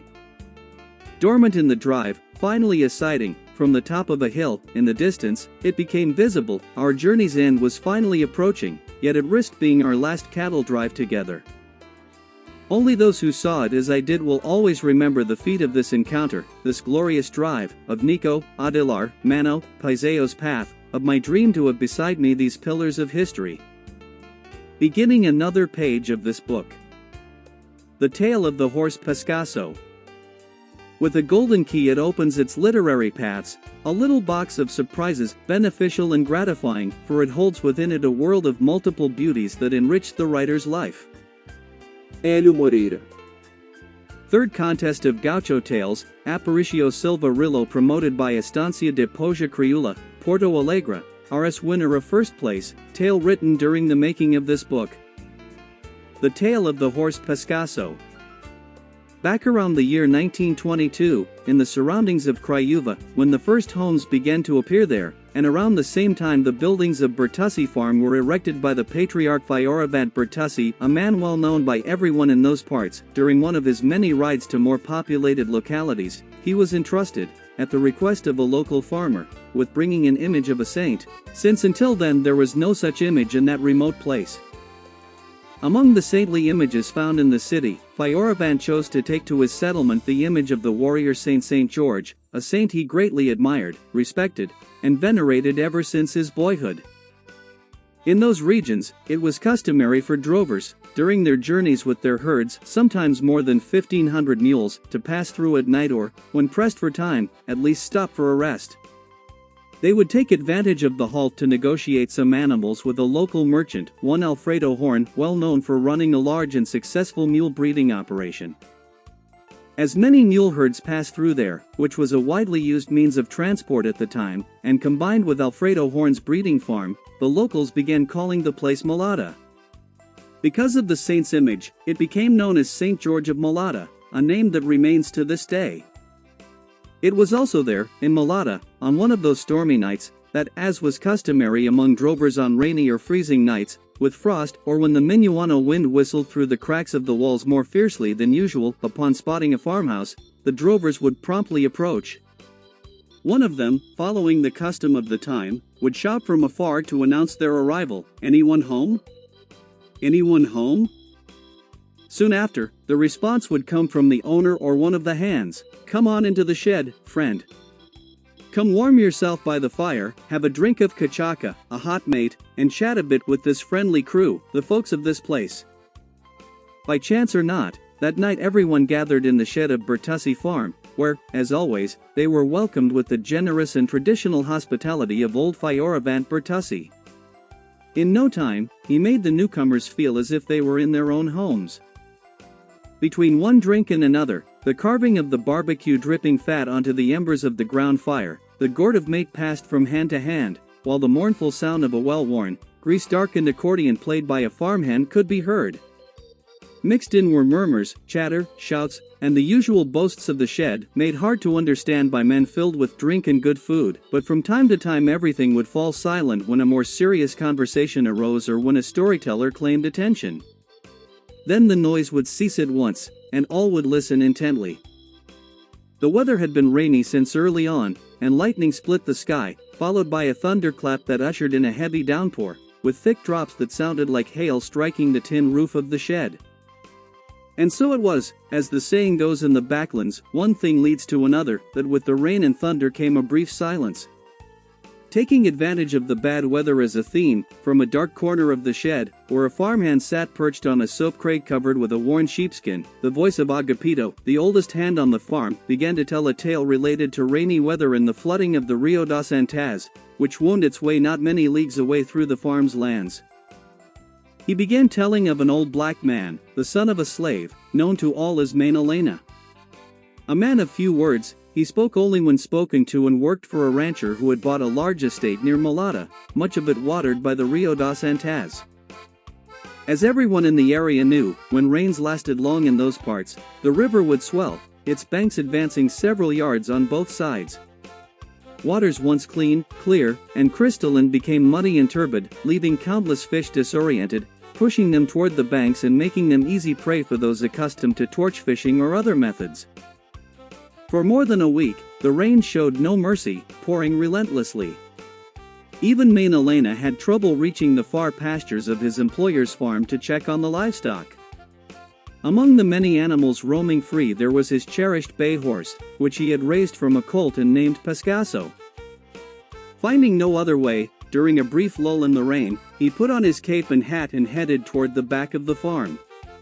After a long walk along a shortcut that crossed a marsh, made nearly impassable by the flooding, he finally reached the slope of the Rio das Antas, which had risen far up the bank.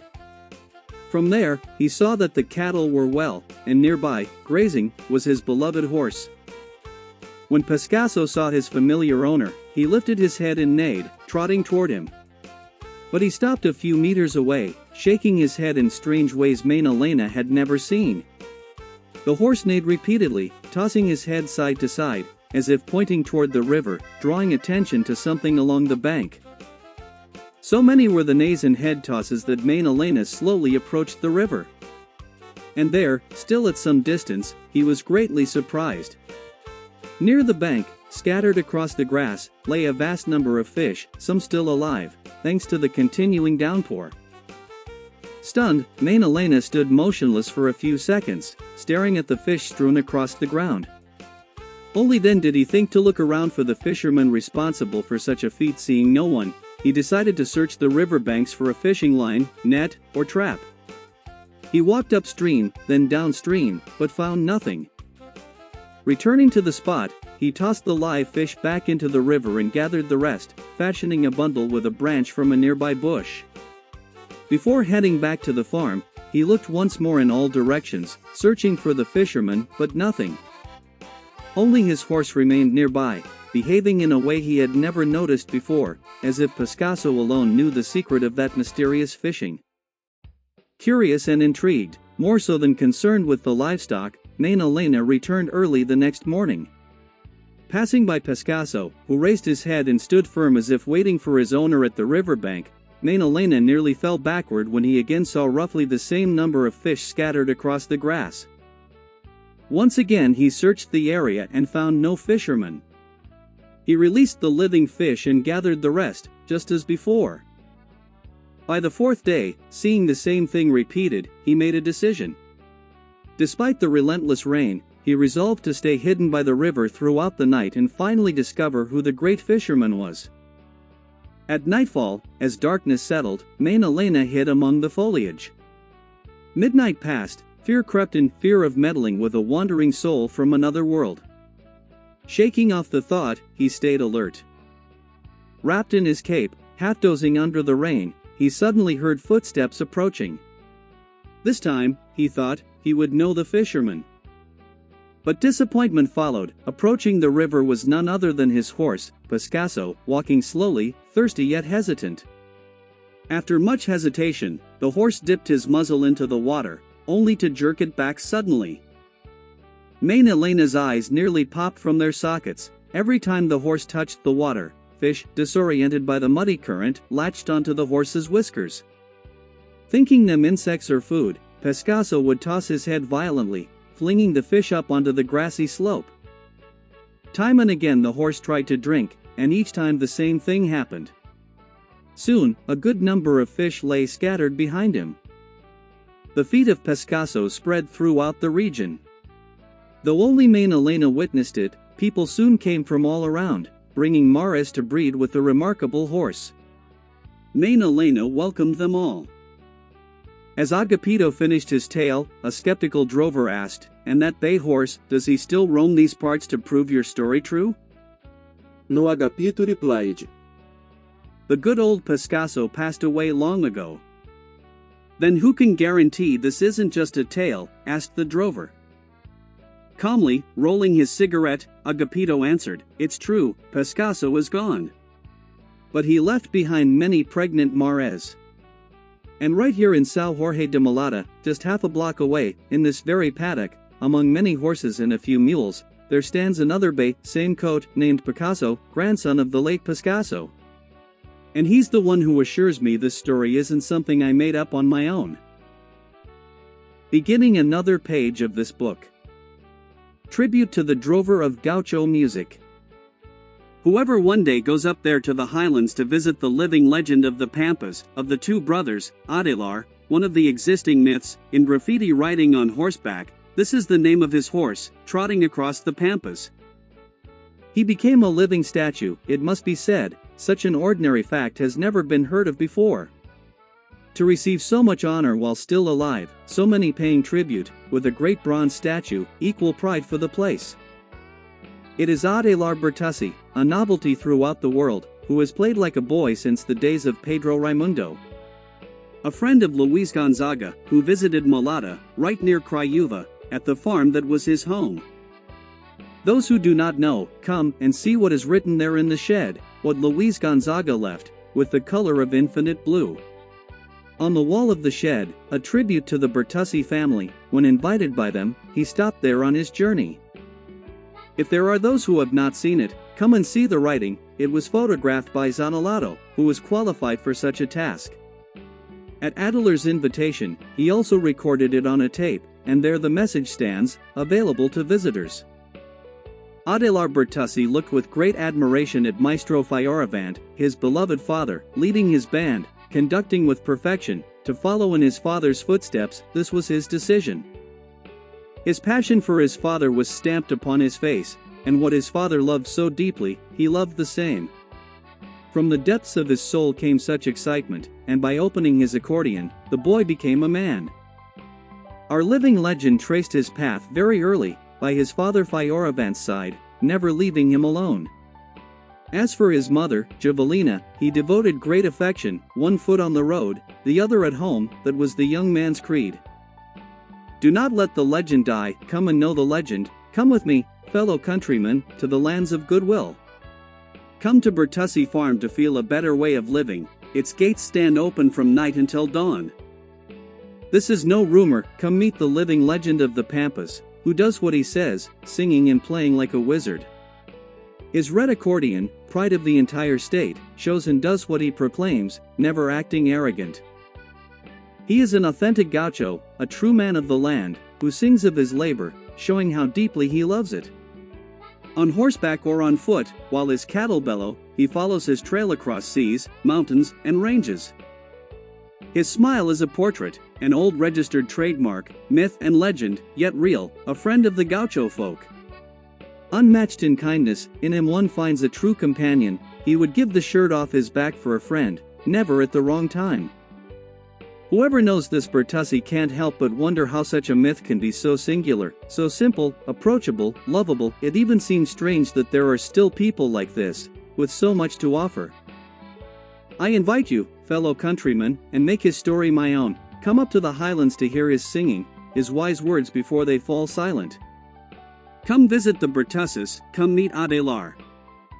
Beginning another page of this book. Adjournei frutime. Nothing is sweeter than allowing oneself the luxury of reclining in a rocking chair, leaning over a windowsill, lying upon green grass, or, in any other way, depending solely on ourselves, being able to travel through time, moving ever closer to what we left behind in the past, to what not long ago or long ago departed, yet remains strongly present in our hearts. Is it allowed? Yes, it is possible and allowed to return to the past, to travel through time, to relive good moments, to return to places where we were once happy when, as children, we had the chance to live through a meaningful period, or even to recall, from our teenage years, our loves, our dear friends of youth, or the longing for the days when, with shyness, we courted. To relive these magical moments, it is enough to close our eyes. That is when the journey toward what we left behind begins. Yes, this is possible. This journey lies within each of us, and we may begin it whenever we wish, needing no one else's permission, depending only on our own desire. It is an intimate journey, one that depends on each individual. In this intimacy, we may travel wherever we choose, feeling and savoring all the good moments, and from there bringing back everything best that we lived, to share it with those we love, our history, our world through which we once passed, and which, through this book, I have traveled.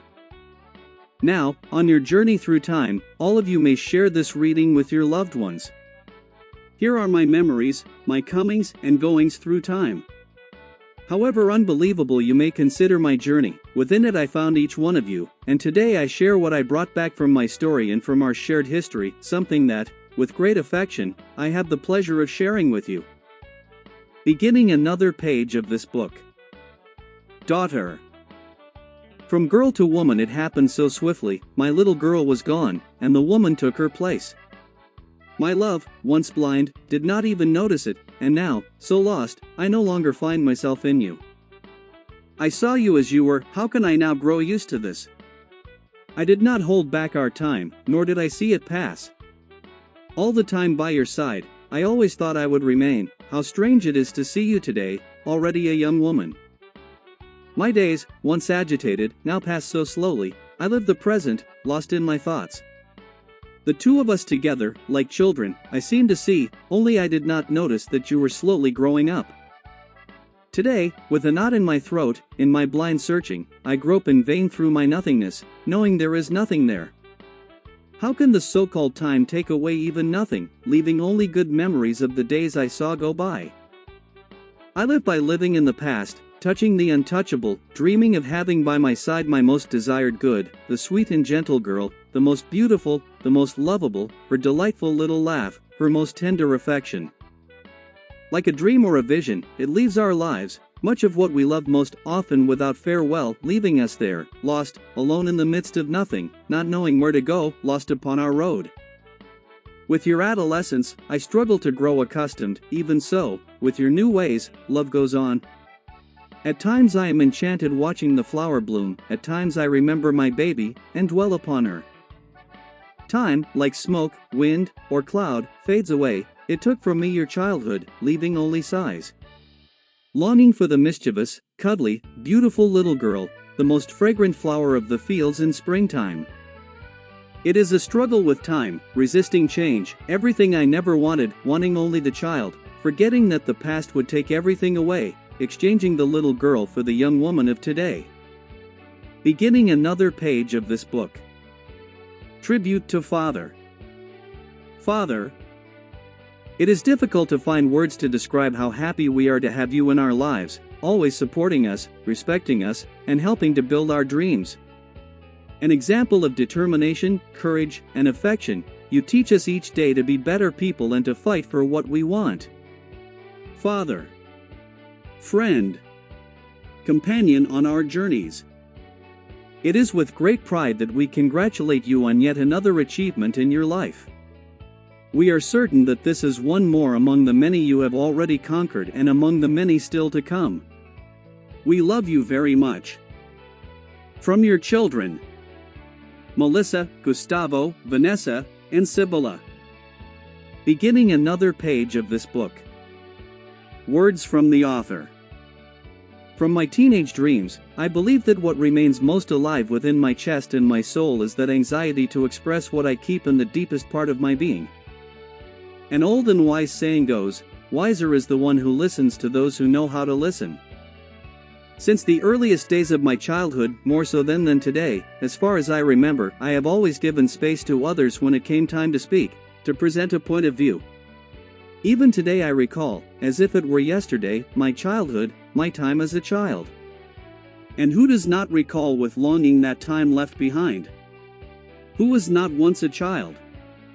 Which of those children of long ago, whether through good parental teaching or not, was not once or more forced to set aside, to forget, their great desire to also express their own point of view, in order to first listen to the elders say what they thought about this or that matter? And that child's point of view was left behind, set aside, lost in time. Therefore, I accept and find it natural that after so much time spent listening to others, this longing of mine should come to the surface, this desire to also be able to say something, to be able to write. This book, From My Window of Time, is an invitation to dive into a past, my past, and the past of each one of us. It is a new opportunity, in the present of each of us, to stretch our legs and take a little leap back into that past that once existed. To wish to return to those times when everything seemed, or truly was, pure days, without shadows, so that, from anywhere, wherever one may be, one can once again better hear, listen, and relive the finest moments of one's own time and of From My Window of Time. Beginning another page of this book. Beginning another page of this book. Words of a Gaúcho Friend. Tropero of Gaucho music, the living legend of Rio Grande do Sul. When I refer to the book From My Window of Time, a work by my great friend, godson, and compadre, also a poet, singer, and accordionist, it is only fair to praise it and affirm how good it is that works of a modest and joyful nature exist, with stories that bring therapy to our souls, just as this book does. Congratulations, Valmir. I hope you continue writing coherently and expanding your poetic soul. Warm regards, Adelar Bertussi, musician, composer. Beginning another page of this book. Affectionate hugs. To friends. And to all readers. The end. The end. The end.